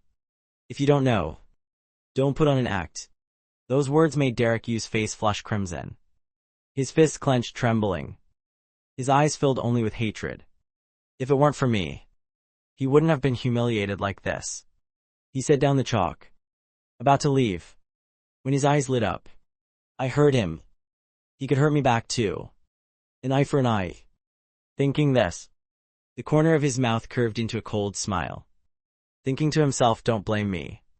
Today no one's getting peace. He turned to tell Mr. Harrison, "Sir, Dylan Pierce said he can solve it too. Why not let him try?" Eyes throughout the classroom simultaneously shifted to me. The corner of my mouth curved up, saying quietly, "This move is passable." Winter was slightly stunned, immediately understanding Derek Yu's intention. He wanted me to lose face. Inside her heart, she disliked him even more. She turned to look at me, shaking her head lightly, saying softly, "Dylan Pierce, don't go up. Just tell the teacher honestly. Don't worry." I smiled, raising my hand, standing up and saying, "Mr. Harrison, I'm not going up." Derek Yu immediately mocked. Earlier Dylan Pierce was so confident, said it was as easy as pie. Now you don't dare accept. I looked at him, my voice light as wind. "You misunderstood." Morning sunlight shining on me made the entire class momentarily silent. I said this rather casually, "This problem is too simple. No need to go to the board." Immediately the classroom fell deathly quiet, everyone's mouths agape. Not a sound throughout the room. Chapter 15, Intelligence Upgrade. Simple. Did they hear wrong or had I gone crazy? The problem on the board. What about it could be called simple? What did you say? Derek Yu glared, feeling this was the most ridiculous thing he'd ever heard. Mr. Harrison, on the contrary, looked at me with great interest. He couldn't see through this transfer student at all. That was truly remarkable. In the previous class period, my performance was extremely outstanding. Now saying such confident words, he couldn't help but have some expectations for me. Why do you say this problem is simple? Because it is simple. I smiled slightly calm. I had no intention of showing off or attracting attention. Simply discussing the matter at hand. That whole pretending to be weak thing, I completely didn't care about. Whatever happens, happens. I wasn't trying to act modest. Nor was there any need to show off. Let everything flow naturally. A male student in the second row mocked. Anyone can talk big. I glanced at him, pointing at the board and saying, if that's the case, you go up. That male student momentarily didn't know how to respond, his face turning red then pale. Quiet. Mr. Harrison's eyes swept across the classroom, finally stopping on me. He smiled and said, Dylan Pierce, try explaining how to solve this. Winter bit her lip lightly, leaning to look at me, a trace of worry flashing in her eyes. Dozens of eyes in the classroom, all focused on me. I maintained a calm expression, my voice steady. Assume the horizontal velocity is v. The flight time from point A to B is t. Then horizontal distance x equals v times t. The vertical deviation y equals 1/2 gt squared. X equals tangent alpha equals t equals 2v tangent alpha over g. Therefore the horizontal velocity at point B is still v, while the vertical velocity y equals gt equals 2v tangent alpha. Thus the angle between velocity and the horizontal plane is theta. So tan theta equals y over v equals 2 tangent alpha. Therefore the object, falling to point B, has a fixed angle with the plane. Having said this, I nodded lightly at Mr. Harrison. Mr. Harrison, the rest just requires setting up equations. May I sit down now? Ah yes. Mr. Harrison was somewhat amazed. The student's physics level was too high. He couldn't help but praise. Dylan Pierce's solution is very accurate. If anyone has questions in the future, you can ask Dylan Pierce more often. The whole class couldn't help but look at each other. What this meant everyone understood clearly, meaning Dylan Pierce had truly answered correctly. Wow, Derek Yu's face darkened. He said irritably, you haven't checked it yet. Dylan Pierce isn't necessarily correct. Mr. Harrison looked at Derek Yu with profound eyes. How are you questioning my competence? Regarding Derek Yu's thinking, he understood it clearly, just being unconvinced. Derek Yu hurriedly denied, I didn't. Good, then he scoffed coldly, saying loudly, Dylan Pierce's solution is correct. Next I'll explain it in detail for everyone. Everyone pay close attention. Following Dylan Pierce's approach, first assume horizontal velocity is v. Flight time from point A to point B. When Mr. Harrison explained, most students listened without understanding much. Only a few excellent students could keep up. Winter was one of them, listening while taking careful notes. In her heart, she couldn't help but silently praise me. The more she listened, the more she realized the gap between herself and me was truly vast and immense. So impressive. This level is probably good enough to compete in physics competitions. Even winning awards isn't impossible. While admiring, Winter also felt pressure. She was the physics class representative for Class 2. But her grades only ranked in the top 5 of the class. Now with my appearance, someone nearly god level in this subject, she'd probably be pushed out of the top 5 soon. The dismissal bell rang. Students who'd been drowsy suddenly jolted awake, their spirits reviving considerably. Mr. Harrison had just left. The classroom immediately became quiet. Only a few excellent students still studying. Winter turned around, placing a sheet of scratch paper in front of me, politely asking, Dylan Pierce, could you help me look this over? Of course I can. I nodded, my eyes quickly scanning the scratch paper. Little Winter this. Call me Winter. Otherwise it's easy for others to misunderstand. Winter's beautiful face flushed slightly. Every time I called her Little Winter, she always had a strange feeling. Not at all unpleasant. On the contrary, it felt somewhat intimate. That feeling made this girl both flustered and confused. To avoid misunderstanding, she reminded me once more. All right, I answered very decisively. I pointed at the third step on the scratch paper, Little Winter. There's a small problem here. Winter stared at me blankly, her small face showing clear helplessness. Why does this person agree so casually like that? Winter, what are you thinking? I raised my hand, waving lightly in front of her. If you keep spacing out like this, you won't learn how to solve it. Focus your attention. Winter's clear eyes carried a hint of resentment, her red lips parting slightly. Dylan Pierce, you clearly agreed. Why do you still call me that? We've only known each other for 1 day. It's not appropriate for you to call me that. I narrowed my eyes slightly, asking instead, what's not appropriate about it? I think it's very appropriate. Don't you feel the same? Winter's small mouth opened, but she couldn't say a word. Looking at the smile on my face, she felt her cheeks burning hot. HMPH, I'm not talking to you anymore, after saying this. She snatched the scratch paper from my hands, quickly turning away, burying her face on her desk, her heart in complete chaos. Watching Winter's actions, the corner of my mouth curved slightly, my deep eyes full of affection. This was just the beginning. Taking it slowly letting her get used to my presence. For the next 3 days, Winter didn't say a single word to me, as if we belonged to two different worlds. As for me, I wasn't in a hurry. I wasn't surprised by Winter's attitude either. That was just her personality. During these 3 days, I was almost constantly accumulating experience. Accumulating in class, accumulating after school.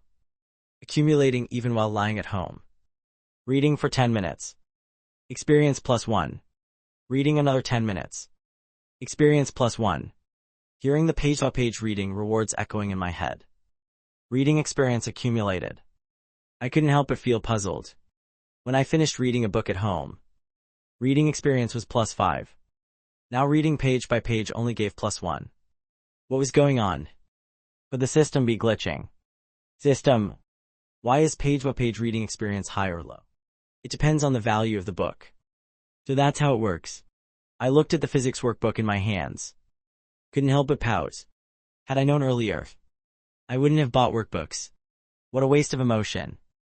Looking at the clock. A few more minutes until dismissal. I opened my attribute panel to check.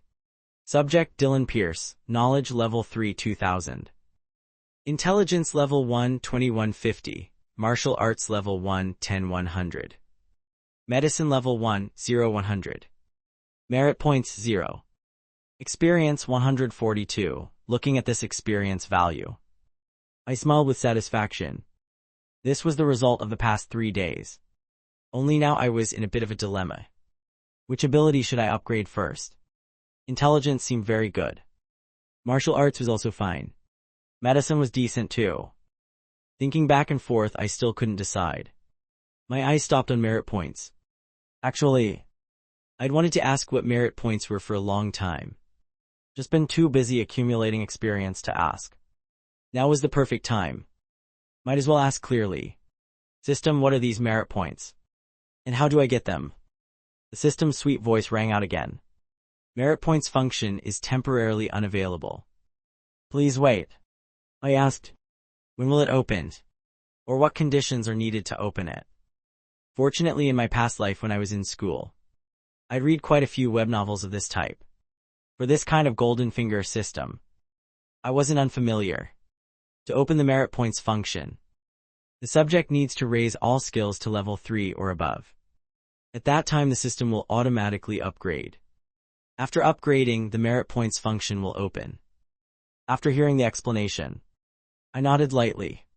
All skills to level 3. That's not too difficult. At the current rate of reading and accumulating experience, 2 months at most, all skills will reach level 3. Having thought it through, I stopped worrying about it. Anyway, on the attribute panel, besides knowledge, the other 3 skills all need upgrading. Upgrading early or late doesn't make much difference. Upgrade intelligence, consuming 80 experience points. Congratulations, subject's intelligence increased to level 2. 62 experience remaining.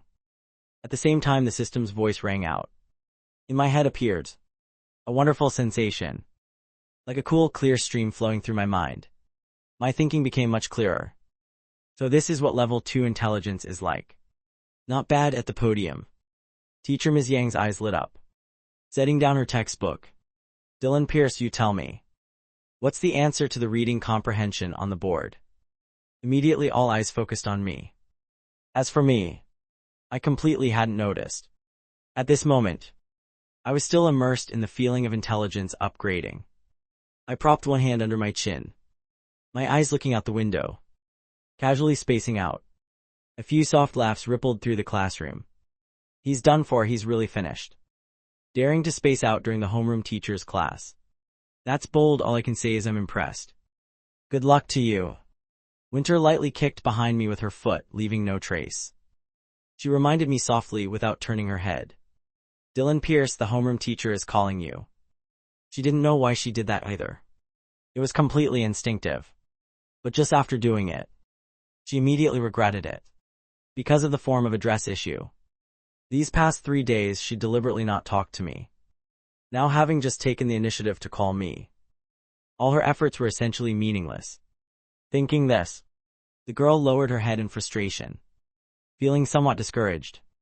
Winter, oh Winter. What are you doing? Why did you take the initiative to pay attention to him? Sensing the movement under the desk. Only then did I snap back to attention, seeing everyone staring at me. I was slightly confused, quietly standing up, asking, "Ma'am, what did you call me for?" The entire class immediately erupted in laughter. Marcus Zhang and Derek Yu laughed especially gleefully, their mocking tones ringing out, "Oh my. Worthy of being a legendary genius. Daring to space out even during the homeroom teacher's class.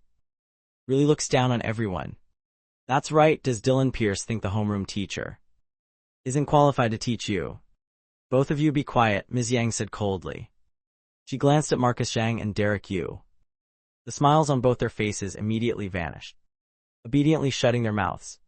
She pointed at the board, asking me, "What's the answer to this reading comprehension question?" I glanced at the content on the board. Already had the answer in my head. Ms. Yang, choose A.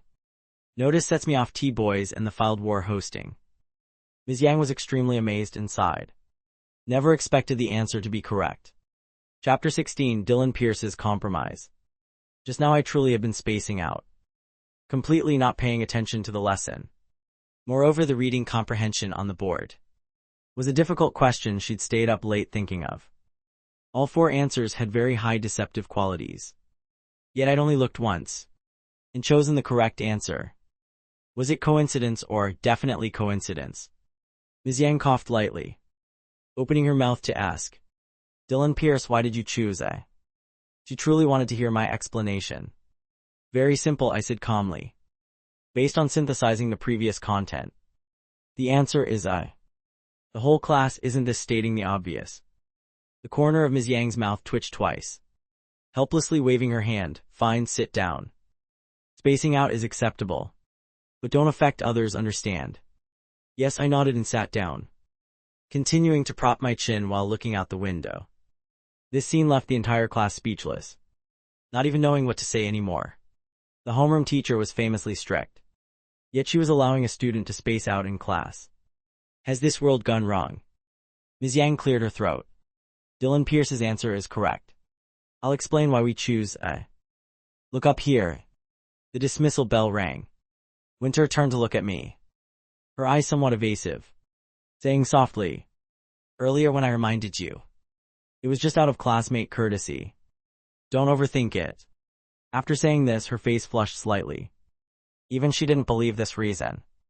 Looking at the girl, clearly feeling uneasy, I smiled gently, nodding, "Yeah, I won't overthink it. But I still have to thank Winter for the reminder." Winter was called Little Winter again. Why does he keep calling me that? Besides Dad, only Monroe and Sophie Carter called her that. Now a male student was calling her that too. She really couldn't accept it. "Why are you like this?" Winter's long lashes trembled slightly. Her voice small but clear, "Can't you just call me by my name?" Her voice wasn't quiet at all. Layla Monroe was reading a romance novel. Hearing this, she looked up, curiously observing the two of them. She glanced at Winter, asking softly, "Winter, what's your relationship with him?" Nothing at all," Winter hurriedly explained. Earlier the teacher was explaining a difficult physics problem. I didn't really understand, so I asked Dylan Pierce, "If you want, you can come listen too." Hearing this, the smile on my lips deepened. In my past life, Winter couldn't lie either. Whenever she lied, she'd stutter. Still the same now. Layla Monroe's expression was strained.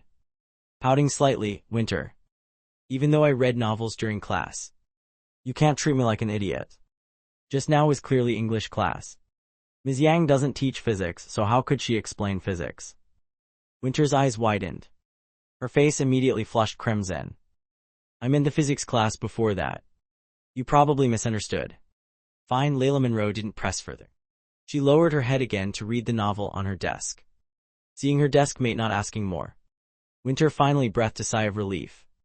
Raising her head, just catching my eyes full of amusement, she said softly with indignation, "What are you laughing at?"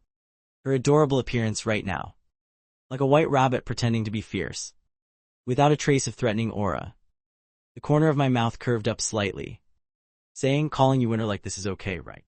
That's barely acceptable, seeing me compromise." Winter broke into a gentle smile. Her stubbornness these past days hadn't been in vain. Admiring the sweet smile right before my eyes, I felt somewhat emotional inside, murmuring softly, "This girl really was raised on sugar." Winter blinked adorably, asking in confusion, "Dylan Pierce, what did you just say?" "Nothing," I smiled. "Just thought your smile is very sweet. Very beautiful." Winter's face immediately turned red as a ripe apple. So beautiful it made people want to take a bite. Her voice became flustered mixed with embarrassment. "Don't talk nonsense." "I'm not," I raised my right hand, swearing, "if you don't believe me, I can swear before heaven." Winter just wanted to avoid this topic, not actually wanting me to swear. She bit her lip lightly. Turning away, her ears flushed pink. I laughed softly, saying quietly in my heart, "Winter, your smile truly is very sweet." Actually, the reason I compromised with her was because I didn't want the Cold War to continue. If it kept going like this, given Winter's personality, she might continue ignoring me. In the long run, I could only temporarily change how I addressed her. After all, it wouldn't be for long. Sooner or later, I'd change it back anyway. When lunchtime arrived, I went to the cafeteria alone, choosing a line with fewer people and queuing up. Regarding food, I wasn't picky, as long as I was full. A few female students passing by couldn't help but keep looking at me, their eyes seemingly sparkling, stars lighting up in their eyes. "So handsome, why haven't I seen him before?" Turns out our school has someone at this level. Strategic mistake. Definitely a strategic mistake. Regarding those stares, I had no reaction. More accurately, I was already used to it. When it was my turn, I ordered a bowl of beef noodles, then found an empty table. Just sat down preparing to eat. A girl appeared before me. The girl had delicate features, wearing a plaid shirt, with a cardigan over it, radiating a gentle aura. Seeing me look at her, the girl smiled slightly. "Hello. My name is Sophia Yu. Senior year science class 1. May I sit here?" "Sure," I nodded, lowering my head to continue eating noodles, not at all intending to chat with her. Looking at me before her, Sophia Yu's eyes lit up with interest. She took the initiative. "Hey, you haven't introduced yourself yet." Hearing this, I looked up, saying calmly, "Dylan Pierce. Senior year science class 2. Sophia Yu froze. Puzzled, "I know almost everyone in class 2. How have I never seen you?" I continued eating noodles, saying vaguely, "I'm a transfer student. Just arrived at Thornwood yesterday." Not having met me is normal. A transfer student, Sophia Yu was even more surprised, saying softly, "Thornwood accepts transfer students." "This is the first I've heard of it." "Then your grades must be very good. Otherwise you couldn't transfer into Thornwood." "Just okay." I didn't care about appearances. Eating and drinking. Only occasionally responding. And only with a few words. But precisely because of this, Sophia Yu became even more interested. From middle school until now, she never lacked boys pursuing her. But someone as calm as me, she was truly meeting for the first time. Sophia Yu said, "Dylan Pierce, the monthly exam is coming up. Do your best. Try to beat our class 1. I looked at her with slight interest, asking, "What do you mean?" Sophia Yu's eyes sparkled as she explained. "Every monthly exam, there's competition between the senior year classes. This has been a rule since Thornwood Academy was established. Whichever class has the most students in the grade's top 10, that class wins. This is competition between teachers, and also a contest between students." Oh, I smiled, "That sounds interesting. but I just transferred to Thornwood. Haven't developed collective consciousness yet. So winning or losing as you described isn't important to me. Sophia Yu was momentarily speechless. She'd taken the initiative to talk like this. Also to create an opportunity to approach me. Just wanted to find a topic to chat about. But I directly ended the conversation. Clearly I had no interest in talking with her. This made Sophia Yu start doubting herself. All this time, she'd always been the center of attention, pursued by countless male students. Yet the first time she proactively chatted with a guy, she was met with coldness. This made her feel somewhat defeated. I lifted the noodle bowl, drinking all the broth, standing up and saying, "Classmate, take your time eating. I'm leaving first." After 2 steps, I suddenly turned back to look at Sophia Yu, smiling lightly, reminding her, "Oh right, don't forget to finish your food. Wasting food isn't a good habit." After saying this, I didn't give her a chance to respond. Turning and leaving, watching my retreating figure, Sophia Yu was slightly dazed, her beautiful face filled with dejection. Am I not pretty? Then why doesn't Dylan Pierce care about me at all? If I knew what she was thinking right now, I'd definitely just shake my head and laugh. What does being pretty have to do with me? Being pretty means everyone should revolve around you. So what if you're beautiful? Just a little girl. Except for Winter. Other girls in my eyes are just passers-by. That's all. In the classroom I just sat down. The chair not even warm yet. Already saw Layla Monroe looking at me with a smile. A smile carrying unusual meaning. I narrowed my eyes slightly, saying coolly, "What? Do I have flowers on my face? Though I am handsome. Please restrain yourself a bit. Don't affect Winter's studying." Winter was lowering her head doing problems, the corner of her mouth curving into a gentle smile. Pure and beautiful. This guy is so narcissistic. But he really is handsome. Oh my god, Winter. What are you thinking all day? The big physics problem is done. The physics workbook is finished too. The girl hurriedly suppressed the chaotic thoughts in her head, continuing to focus on her work. Layla Monroe's mouth dropped open. Hard to believe. Such narcissistic words. I could say so naturally. Truly shameless. She tapped my desk saying irritably, "You're way too narcissistic." I smiled faintly. First, I'm not. Hey.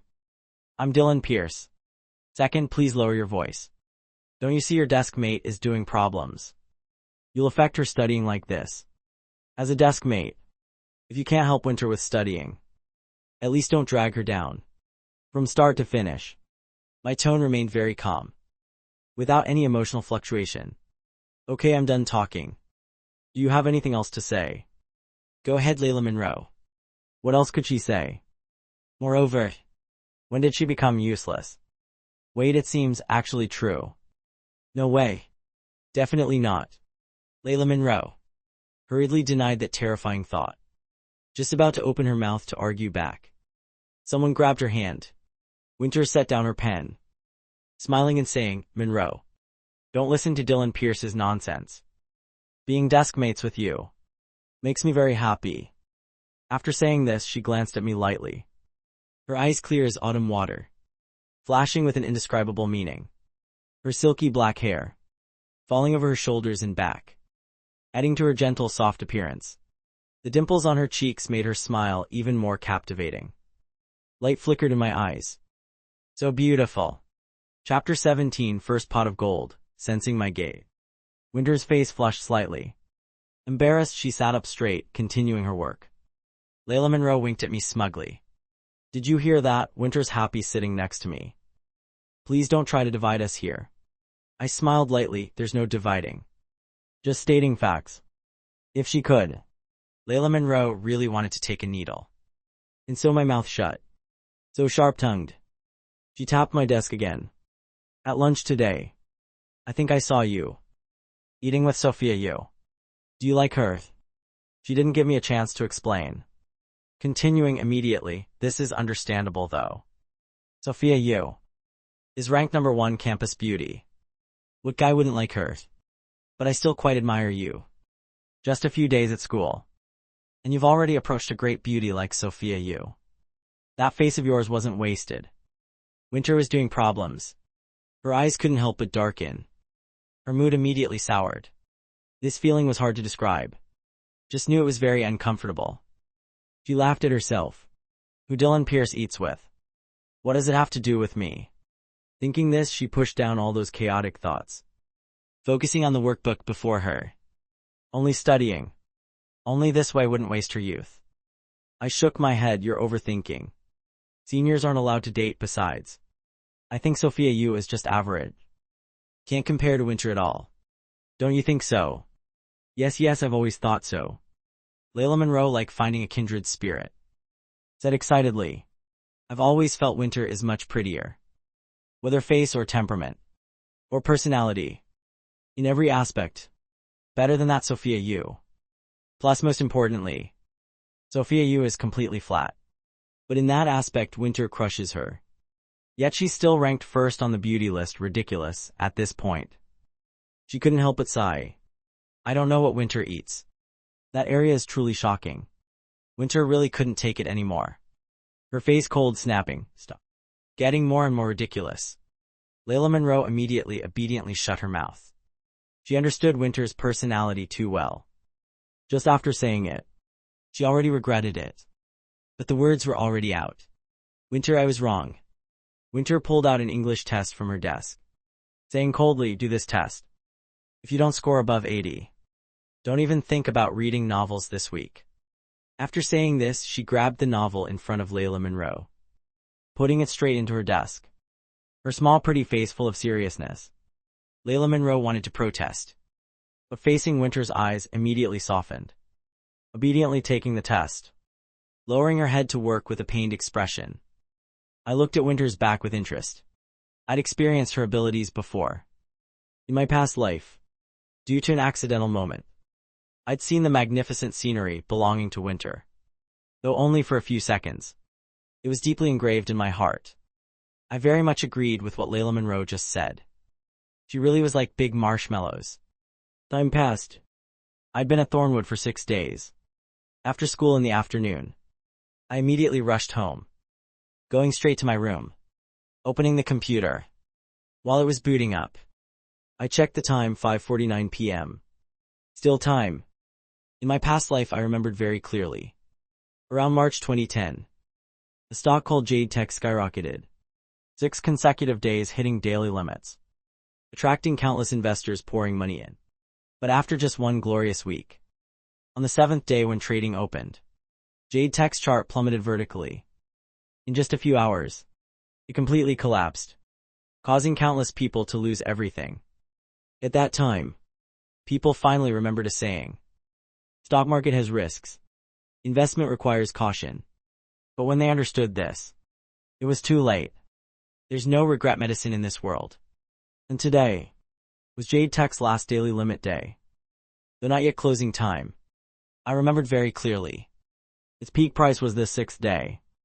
After 5:53 p.m. it would start plummeting. At that time, investors still thought it was just temporary adjustment. Never expected that drop wouldn't stop at all. After the computer booted up, I logged into the stock platform, seeing each share of Jade Tech had risen to 30.45 yuan.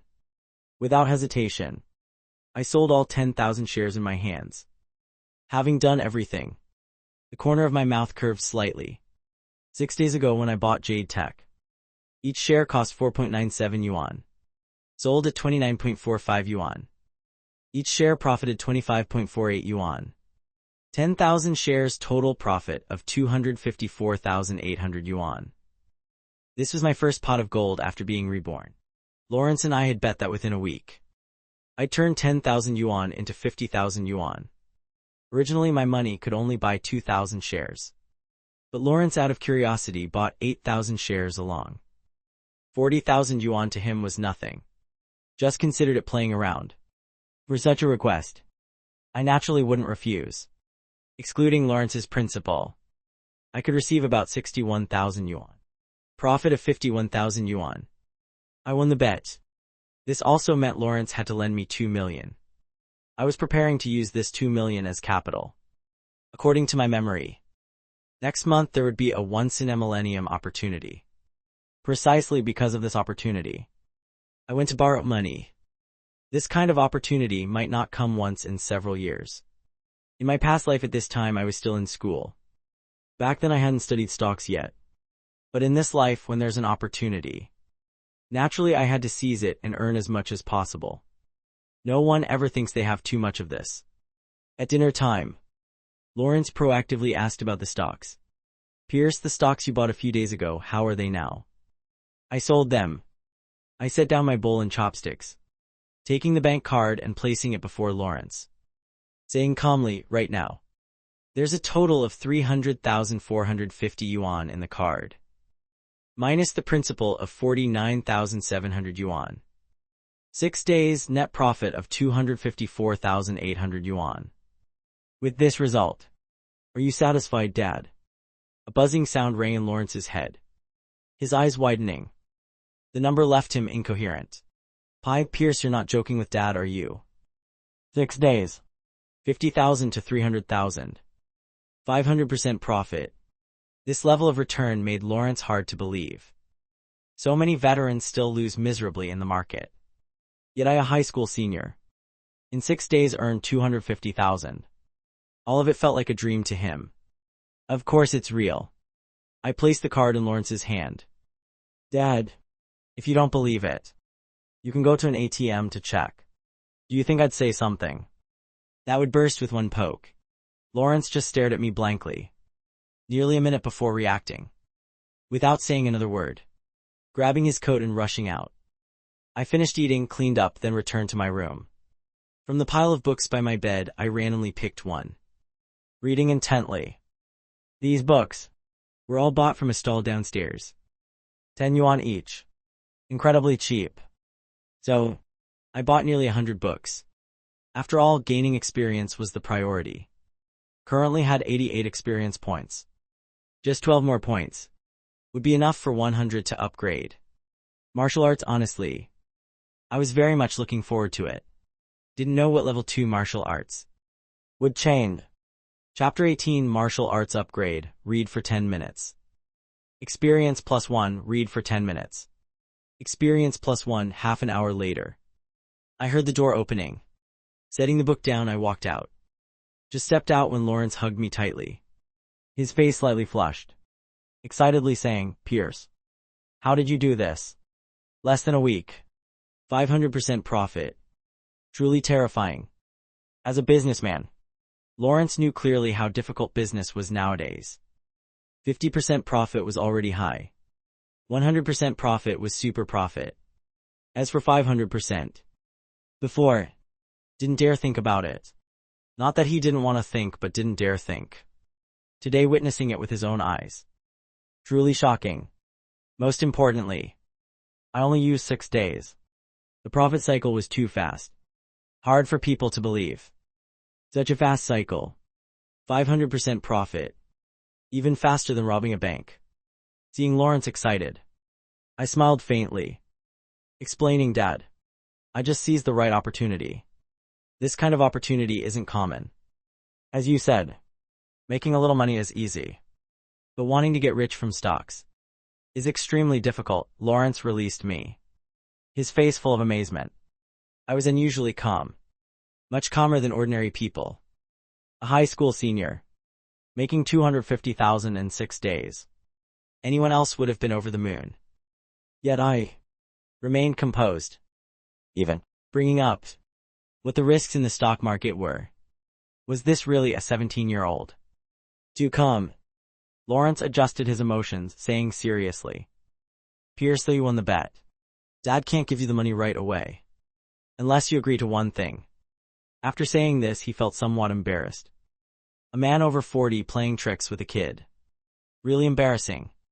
But this was what his wife instructed. Heaven and earth may be vast, but wife is the greatest. Embarrassing or not. What is it? I remained very calm. Lawrence hesitated slightly, saying, Dad discussed with your mom. You must score above 600 on the college entrance exam. And the university and major will be decided by your mom and me. If you agree, Dad will give you the 2 million. Hearing this, I lowered my head in thought. The surge wouldn't start until September, and the college entrance exam was in June. Plenty of time. Then I agreed to that condition. Really, Lawrence was somewhat surprised. Refusing then setting conditions. Yet now agreeing so easily. Too abnormal. I nodded. Of course it's real. A gentleman's word. Is his bond. Hearing this, Lawrence smiled awkwardly twice. His face slightly flushed. After all, he was the one who broke the promise first. This phrase sounded like deliberate mockery, no matter how you heard it. But actually I had no such intention. I'd already predicted this situation. After all, I was only 17. Giving $2 million to a 17-year-old to invest looked just like throwing money down a hole, never to return. So I hadn't expected Lawrence and Mom to agree immediately. Lawrence was easier to convince, but my mom was harder. I understood Mom's personality very well. Either set conditions or refuse outright. Clearly this time she chose conditions. This was the best outcome for me. I tilted my head to look at Lawrence, smiling faintly, already a good ending. Dad, I'm going to my room to read. I smiled, saying, Dad, sleep early. Remember to leave early tomorrow morning for Ocean View. After saying this, I turned and entered my room, eyes following my retreating figure. Lawrence felt slightly alarmed, always feeling I'd changed. More composed, calmer. As if the sky could fall without shaking me. Not like a high school senior at all. But no matter how he thought about it, couldn't find the reason. Even if I told the truth, Lawrence wouldn't believe it. Rebirth was simply too absurd. Closing the door, I sat at my desk, continuing to grind experience. Reading for 10 minutes. Experience +1. Reading for 10 minutes, experience +1. Congratulations, subject. Experience reached 100 points, can upgrade martial arts. Upgrade or not. After all that effort, I finally heard the system's voice. Setting down the book. The corner of my mouth curved up, upgrade. Consuming 100 experience points. Martial arts increased to level 2. At the same time the system rang in my head. I felt a warm current spreading throughout my body.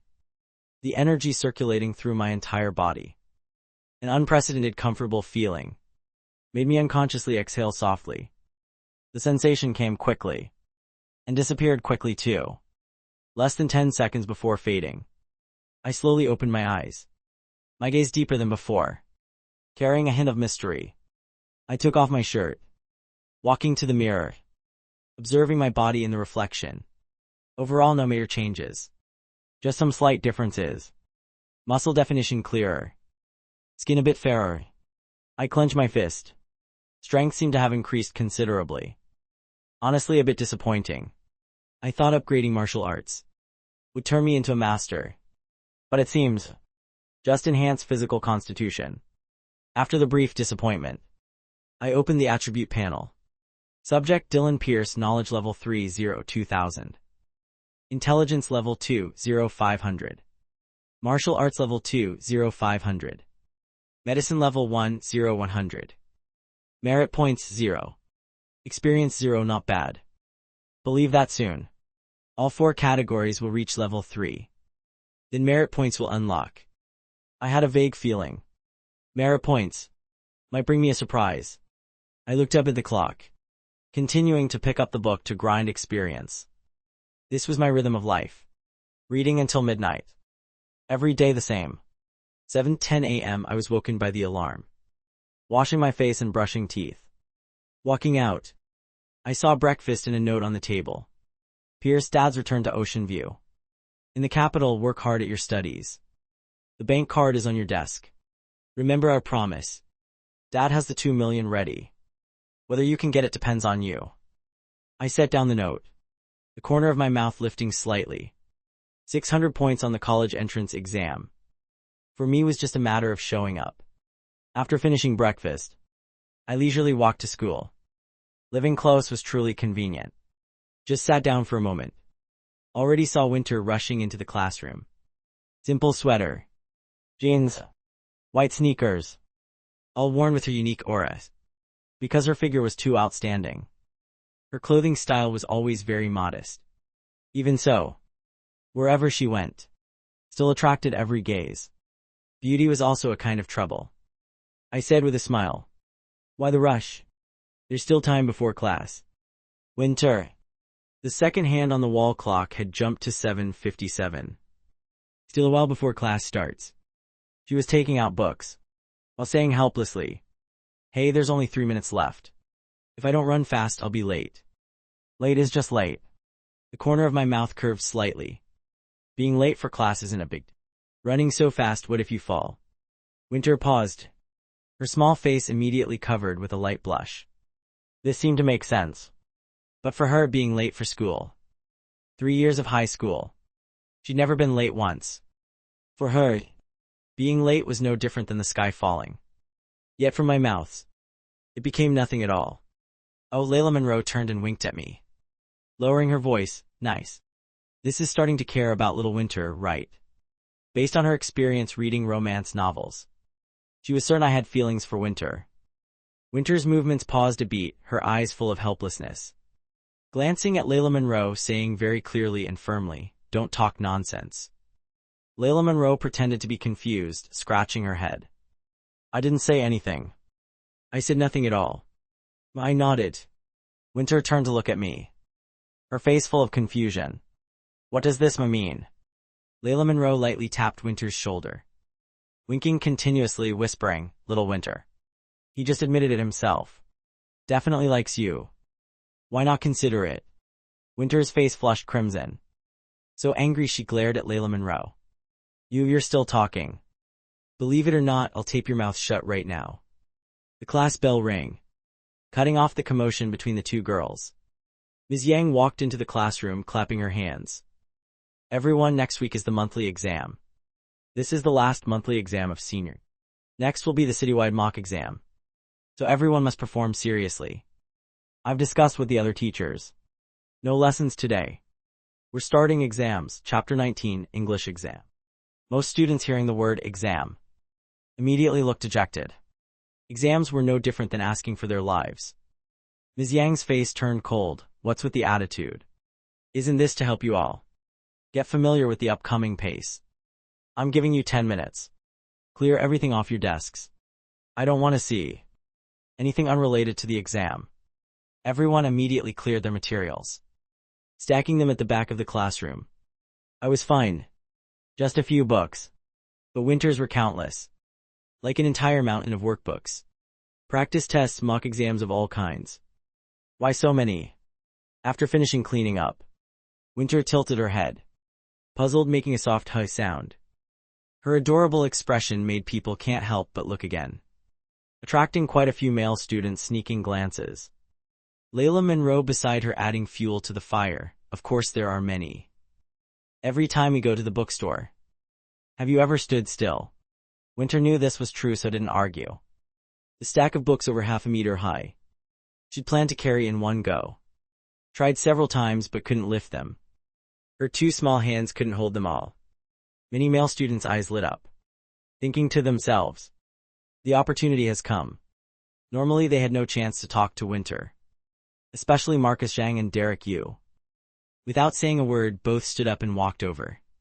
But only halfway there, both suddenly stopped, their faces simultaneously turning ugly. I'd already picked up Winter's mountain of books, carrying them to the back of the room. Movement decisive. Winter blinked, somewhat surprised, then broke into a beautiful smile. But the smile only lasted a second. Layla Monroe leaned close to her ear. Little Winter, I already told you Dylan Pierce has feelings for you. Look, he's even helping you carry books. No different from a boyfriend. Do you want to die? Winter glared at her desk mate.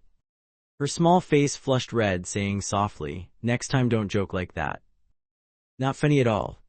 The corner of Layla Monroe's mouth twitched twice, saying helplessly she wasn't joking. Of course, this was just an aside.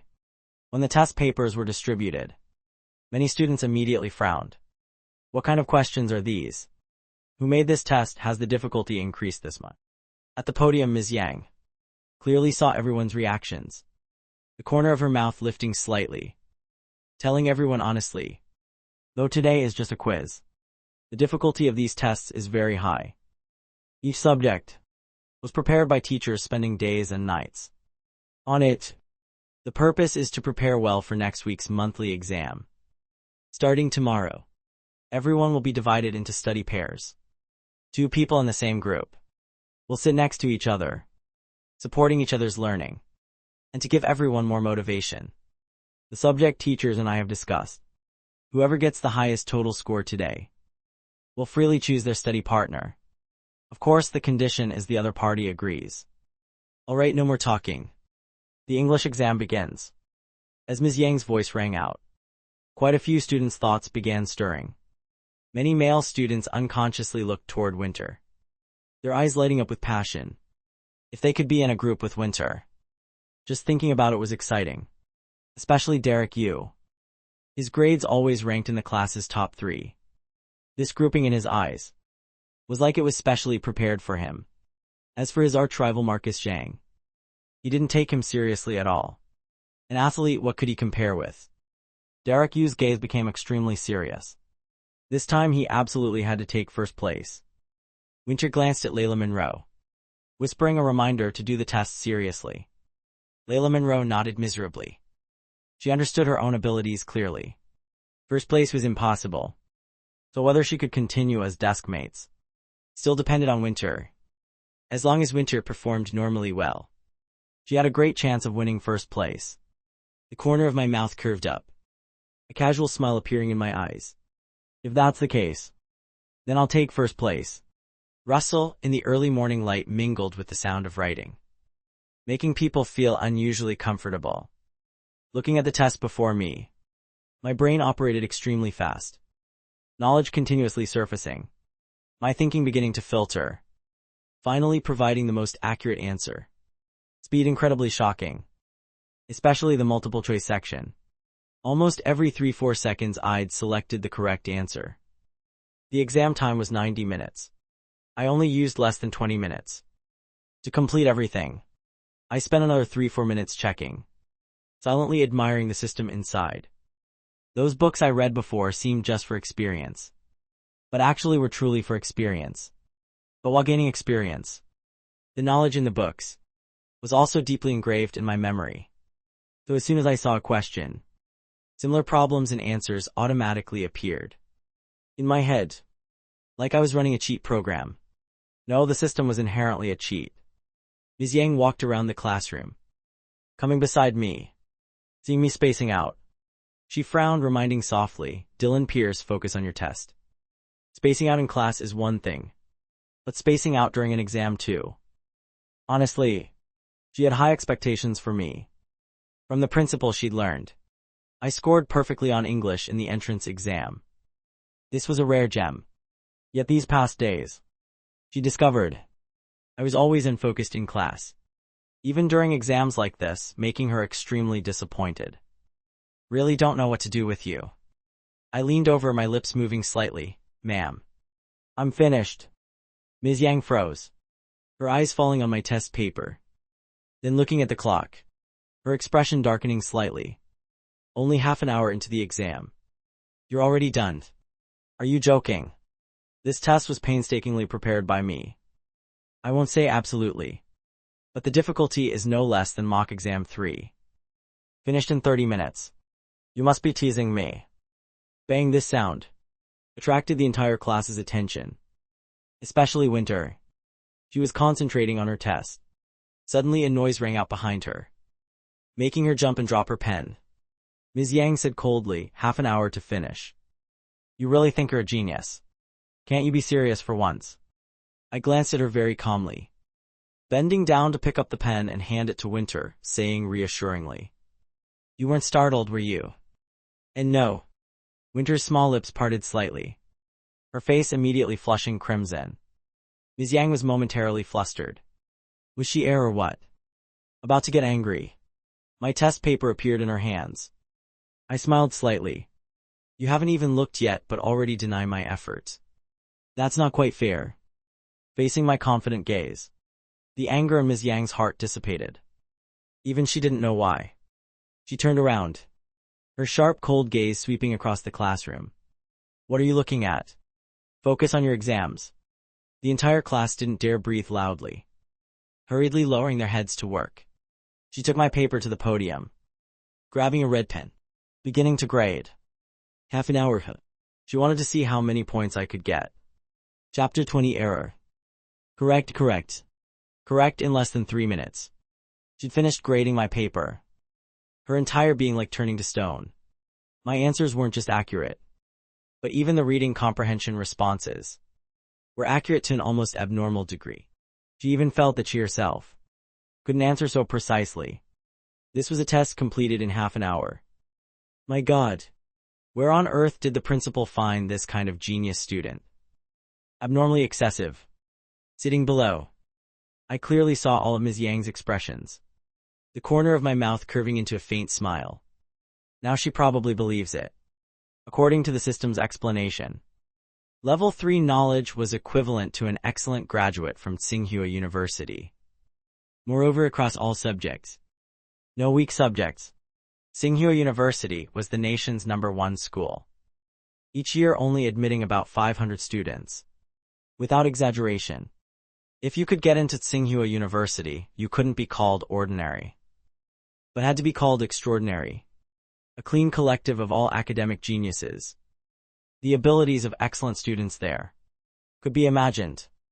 Leisurely, I opened my attribute panel. Subject Dylan Pierce, Knowledge Level 3. 2000 Intelligence Level 2, 0500 Martial Arts Level 2, 0500. Medicine Level 1, 0100. Merit Points 0. Experience Sup. Pitiful. I sighed softly. The road ahead was still long. Level 3 knowledge was enough to handle all high school exams, including the college entrance exam. For now, I didn't plan to upgrade knowledge further. Currently, my focus was entirely on merit points. Had to seize time to grind experience. Raise all abilities to level 3 soon.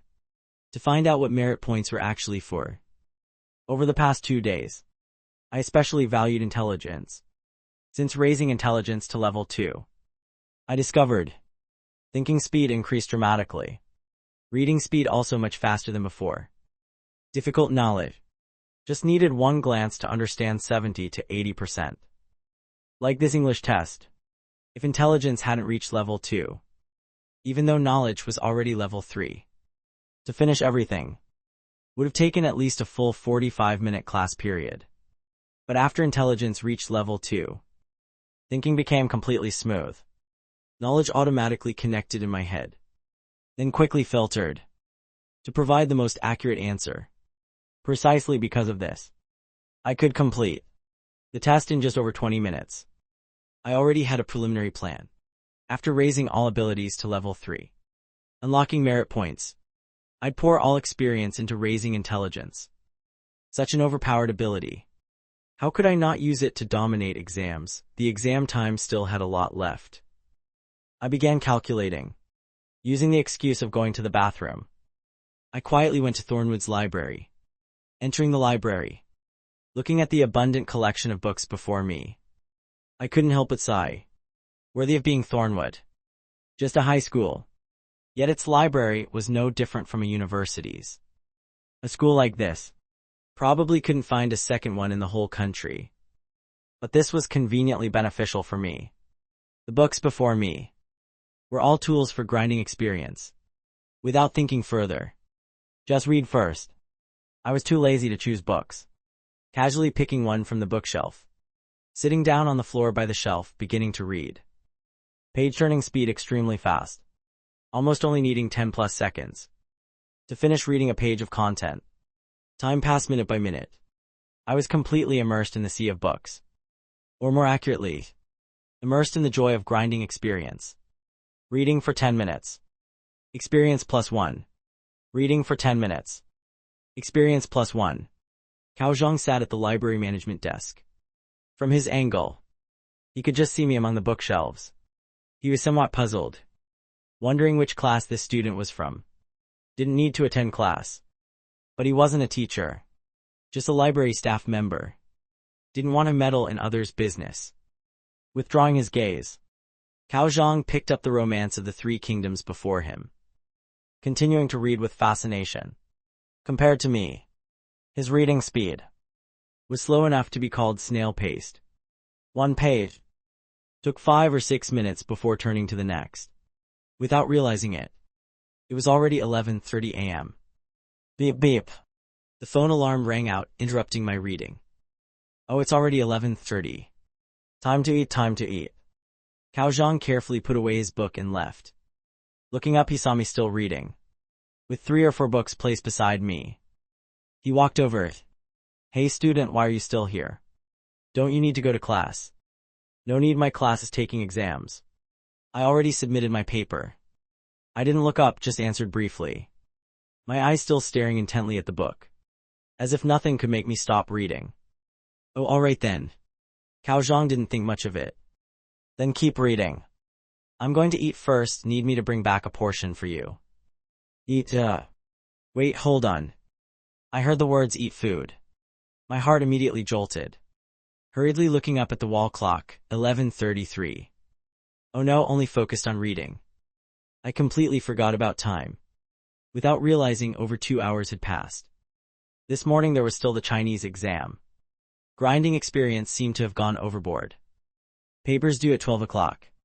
Only 27 minutes left. I didn't have time to think much. Springing up from the floor like a spring. This action made Cao Zhang jump. Student, what are you doing? I said hurriedly, sir. I got so absorbed in reading I forgot the time. Please help me clean up these books. I have to get back to class to take the exam right away, or I'm done for. Thank you. After saying this, I didn't give Cao Zhang time to respond, already shooting out of the library like a gust of wind. Watching my retreating figure, Cao Zhang was completely amused, laughing while muttering, these days students can even forget to take exams. No different from a pig forgetting to eat. I only regretted not having 2 extra legs. Panting while rushing back to class. This exam related to whether I could be in a study group with Winter or not. This was extremely important to me. If I missed one exam, could forget about ranking first in class. After all, this was Thornwood. Even the lowest ranked students weren't mediocre. No way, absolutely had to make it in time. I only took 3 minutes to reach the classroom door. But before I could step in, was blocked by Ms. Yang, who'd been waiting there. She'd been waiting for me for 2 whole hours. Finally waiting for this ancestor to return. She asked in a cold voice, Dylan Peer, aren't you being a bit excessive? Going to the bathroom for 2.5 hours. I made a pained face, saying through gritted teeth, ma'am. I had a stomachache, almost collapsed. Look, I'm still covered in sweat. While speaking, I wiped the sweat from my forehead. Ms. Yang looked me up and down, her heart full of helplessness. Did he really think she was stupid? This rosy complexion had nothing to do with being unwell. She glared at me. Don't say such nonsense anymore. It's now 11:37. What are you coming back for? Better to go home and eat.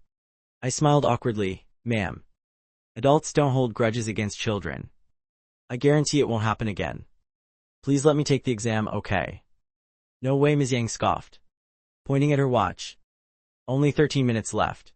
What are you going in for? To take the exam, of course. I said firmly. Ma'am, 13 minutes is enough. Please let me take the exam. Now you're worried, huh? Ms. Yang glanced at me angrily, pointing at the pen and test paper placed on a chair by the door. Don't say I didn't give you a chance. You only have 13 minutes. When time's up, I'll collect the paper. Don't care how much you finish. Understand, you who disappears every time you go to the bathroom. She'd originally planned to teach me a lesson. Who knew that right after the English exam ended?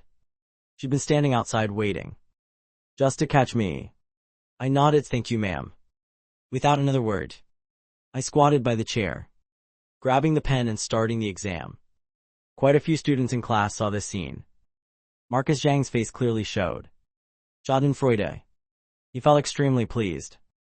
Because of that basketball game, I'd hurt him so badly he still ached. Seeing me in trouble, he felt incredibly satisfied. As for Derek Yu, he was somewhat happy too. My grades, he didn't understand clearly. Only knew I was good at physics. Seemed pretty good at English too, but missing one exam meant I definitely couldn't compete for first in class. Naturally losing a rival. Why wouldn't he be happy? Winter sneaked a glance outside, worry flashing through her eyes. What on earth is this person thinking? Daring to skip an exam. Talk about bold. Now look what's happened. Caught red-handed by the teacher. She could only sigh softly, lowering her head to continue her work. Rustling sounds came from outside. I was bent over working on the test. Just that my testing speed was somewhat abnormal. Ms. Yang's eyes widened, her eyelids twitching continuously. Writing without reading the questions. And writing so fast too. If I had to use one phrase to describe it, could only say pen flying like wind. Writing fast was still acceptable. But what Ms. Yang couldn't accept was how I was taking the test. Just finished writing one answer. Immediately writing the next. In between, completely no time spent looking at questions. At least look at the questions. Could it be felt hopeless? So just gave up. Very likely. Beside this reason, she couldn't think of any other reasonable explanation. 11:43, I'd finished the entire front side of the test. Then continued with the back. The entire process seamless. Not slowing down one bit. Leaving Ms. Yang stunned speechless. 11:49, I set down my pen. Couldn't help but breathe a sigh of relief. Looking at Ms. Yang, I smiled. Ma'am. I'm finished. Looking at the blank essay section. Ms. Yang raised her eyebrows. The 50-point essay section, you don't need it. I smiled bitterly. Honestly, there wasn't enough time. I scratched my head helplessly. Then the corner of my mouth curved into a confident smile again. But it's fine. Even without the 50-point S. 700 points is still enough for first place in class, right? Ms. Yang's pupils contracted. Stunned, she said, you still want first place. Chapter 21, Making a Move. She'd met many confident students before. But confident like me never seen. Not writing the essay but still wanting first place. Your father must be royalty. Squatting for a while. One of my legs felt numb. I stood up, stomping lightly twice to feel better. Asking back why not. Ms. Yang thought confidence was good. But blind confidence was arrogance. After saying this, she took the test paper and walked into class. Mr. Lee, this is Dylan Pierce's paper. Chinese teacher Lee Wenking smiled and nodded. What happened outside earlier? He'd seen everything clearly. Just that. The conversation between me and Ms. Yang. He didn't hear. Ms. Yang, what happened to Dylan Pierce? Oh, nothing. Ms. Yang's eyes flickered slightly. In the end, she didn't expose my lie. Just said he had a stomachache. But it's fine. Mr. Lee, just grade normally. According to regulations. Whatever points earned, give that many. Okay, Lee Wenking didn't think much of it either. Leaving the classroom. Ms. Yang still wanted to lecture me a few more lines. But I was already gone from outside. She stamped her foot in anger. Fine, Dylan Pierce. Wait until the test scores come out. I was in the cafeteria eating braised pork. Couldn't help but sigh. Coming early was really nice.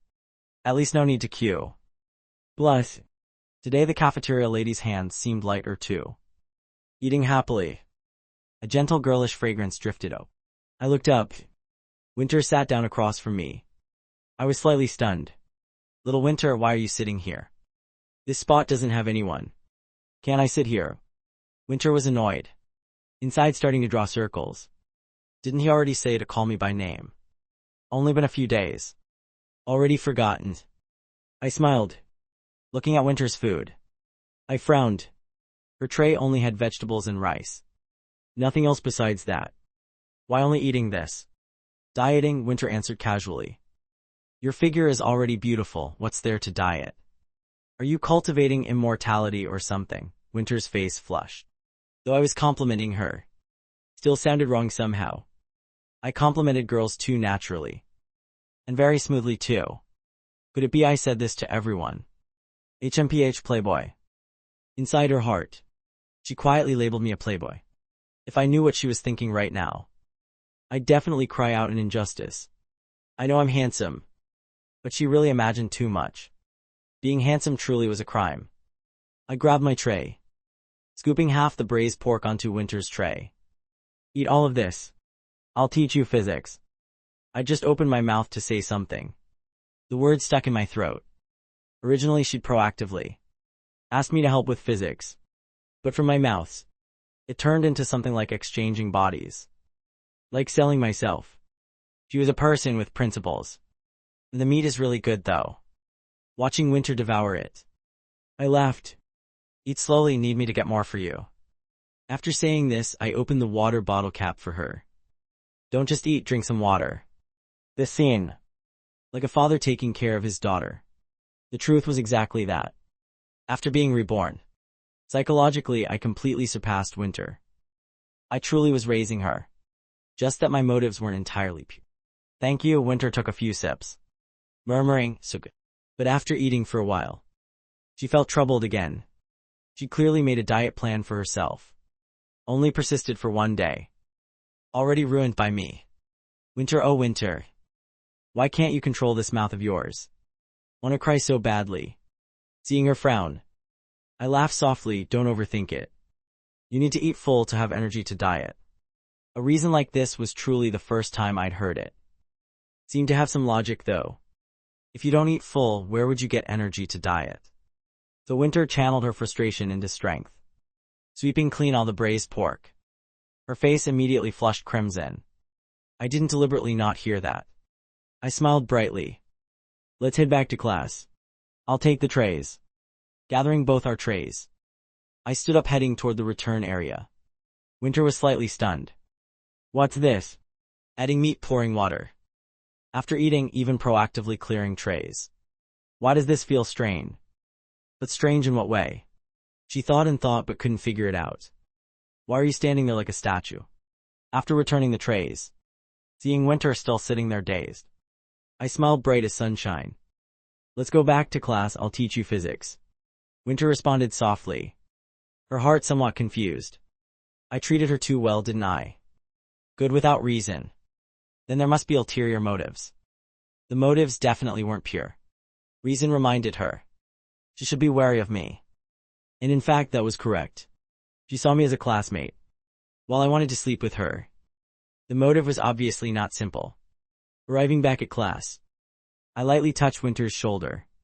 The sensation transmitted from my palm made me somewhat unhappy. Why so thin? And more importantly, this kid was still dieting.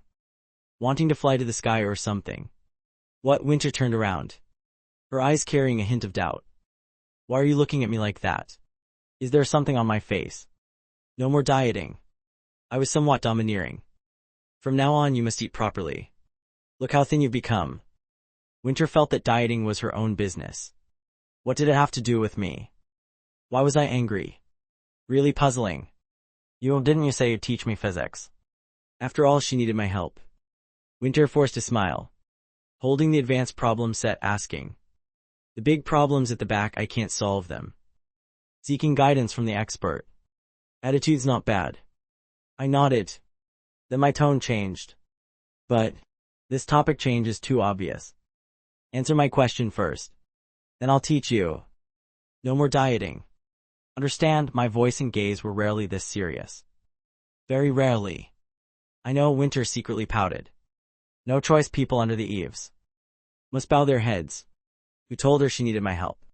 Could only endure. Though it wasn't exactly unpleasant. Just not used to it yet. Besides Dad. No one had managed her like this. Very good, I smiled with satisfaction. Pointing at the problems on the desk, which parts don't you understand? This part and this part too. Listen carefully, first you must read the problem thoroughly. The problem states at point ob of the rubber. I understand now. Winter was amazed. Dylan Pierce, you're really incredible. These monster physics problems. In your hands become so simple. Most importantly, she could understand it. Not like when teachers explain like clouds in the sky.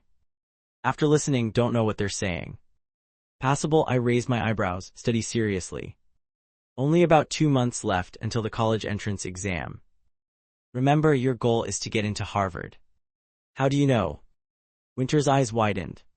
Extremely shocked. Indeed, in her heart she dreamed of Harvard. But she never told anyone. Even her dad didn't know. I just guessed, I smiled mysteriously. I gently patted Winter's head. Study hard. What I just explained, remember to review it several times. Best to write it in your notebook. Memory isn't as good as writing it down. Never expected this intimate gesture. Would make Winter's face flush like a ripe apple. Her long lashes trembling slightly. She looked around anxiously. Seeing classmates were all napping. Only then did she breathe a sigh of relief. Dylan Pierce. Please don't touch me like that anymore, after saying this. She turned away with a pout, burying her burning face on the desk. I curved my lips, looking at her back with a smile. Touching. She'd get used to it eventually. Chapter 22, Clinging On, compared to 10th and 11th grade. Senior year lunch break was only 1 hour. Close to 1 p.m. Ms. Yang came to supervise self-study. She sat at the podium, her gaze occasionally glancing my way. After lunch, she'd deliberately gone to Li Wenking's office, seeing the glaring red 100 on my English test. She was truly shocked. Essay section not written. Yet didn't lose any other points. Truly incredible, could I really reach 700 points? This test was very difficult. But in the entire class, besides me getting a perfect English score, the highest was only 136 points. Moreover, she'd asked. The highest Chinese score was only 124. With the current situation, if I did well on maths, then first place would definitely be mine. Not writing the S, yet still ranking first. Ms. Yang just wanted to say 3 words, absolutely absurd. Even if this was Thornwood Academy. I was holding a thick history of mathematics book, reading intently. In my head occasionally the system's voice rang out. Reading for 10 minutes. Experience +1. Reading for 10 minutes. Experience +1. At any time. I never missed an opportunity to accumulate experience. Clang clang, the math exam begins, get your test papers. I skimmed through the problems, my pen flying like wind. The 4 answer choices for multiple choice immediately eliminated, leaving only the single correct answer. This efficiency. Like a supercomputer. In just a few brief minutes, I'd completed all the multiple choice section, getting to the big math problems at the back. Speed didn't slow at all. All kinds of formulas used effortlessly. When I set down my pen, only 17 minutes had passed. The exam time had only elapsed 17 minutes. And I hadn't deliberately rushed at all. Very comfortable, very natural. I checked over once, confirming there were no problems. I chose to submit. Sir, I'm submitting my paper. Immediately everyone looked up, their faces full of disbelief. How long has it been? Already submitting. Are you crazy? Math teacher Liu Hongwei frowned, his expression unhappy. Are you deliberately causing trouble? I smiled calmly. Sir, I'm really finished. I placed the paper on the teacher's desk, then clutched my stomach in apparent pain. Sir, my stomach hurts. Need to use the bathroom. Hearing this, all the students gave me a mental thumbs up. This morning also the stomachache excuse. Continuously using the same reason. Truly unbeatable. No one else could do it but me. Go, Liu Hongwei waved his hand irritably. Honestly, his impression of me was very bad. Extremely bad. Super bad. Every time he lectured, I either spaced out or buried my head in books. Reading books was originally good. But the problem was, I read things completely unrelated to math. This made him start doubting whether I looked down on him, or if his teaching wasn't good. This morning the principal even praised me, saying I was a genius. He was speechless hearing that. Genius what? He really wanted to see what abilities I had to be praised like that. Thinking this, he grabbed my test to grade. Winter watched my retreating figure, biting her lip lightly. Why does this guy always like being different from everyone? Wait, she suddenly remembered. This afternoon was PE class. Layla Monroe said. Last time I ate with Sophia Yu. I submitted early. Was it to go meet Sophia Yu? Or what's called a date? Just thinking about it, she suddenly felt irritated, her finger lightly tapping the desk. What's wrong? Layla Monroe looked up. Nothing, do your test. Winter suppressed her emotions, continuing her work. As for me, I left class heading straight to the library. Cao Zhang was sitting at the desk, reading. Thank you for this morning, sir. Oh, it's you. Cao Zhang looked up with a smile. Made it back to submit in time. I nodded. Not at all embarrassed. Cao Zhang asked. Class time, why are you here? Skipping class or finish testing? I submitted early. I said simply. Need to ask you a favor, sir. At 3:30, give me a heads up.